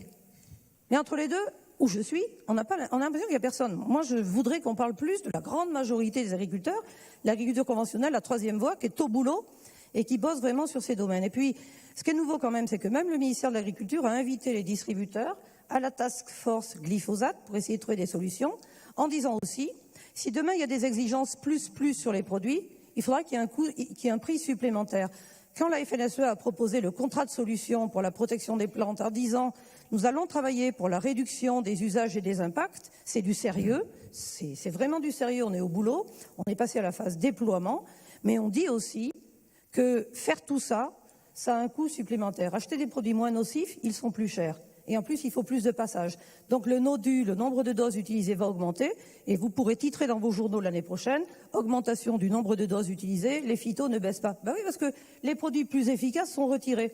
Donc on fait 4 passages. Le retrait des néonicotinoïdes en betterave, c'est un passage, une semence traitée, qui va être remplacée par 4 passages. Donc l'année prochaine, vous verrez, il y aura augmentation du nombre de doses utilisées. Donc Pierre, travaillons, merci. mais sans stigmatiser. Pierre-René Tchoucriel, est-ce que vous votez ou pas l'amendement étiquetage? Oui.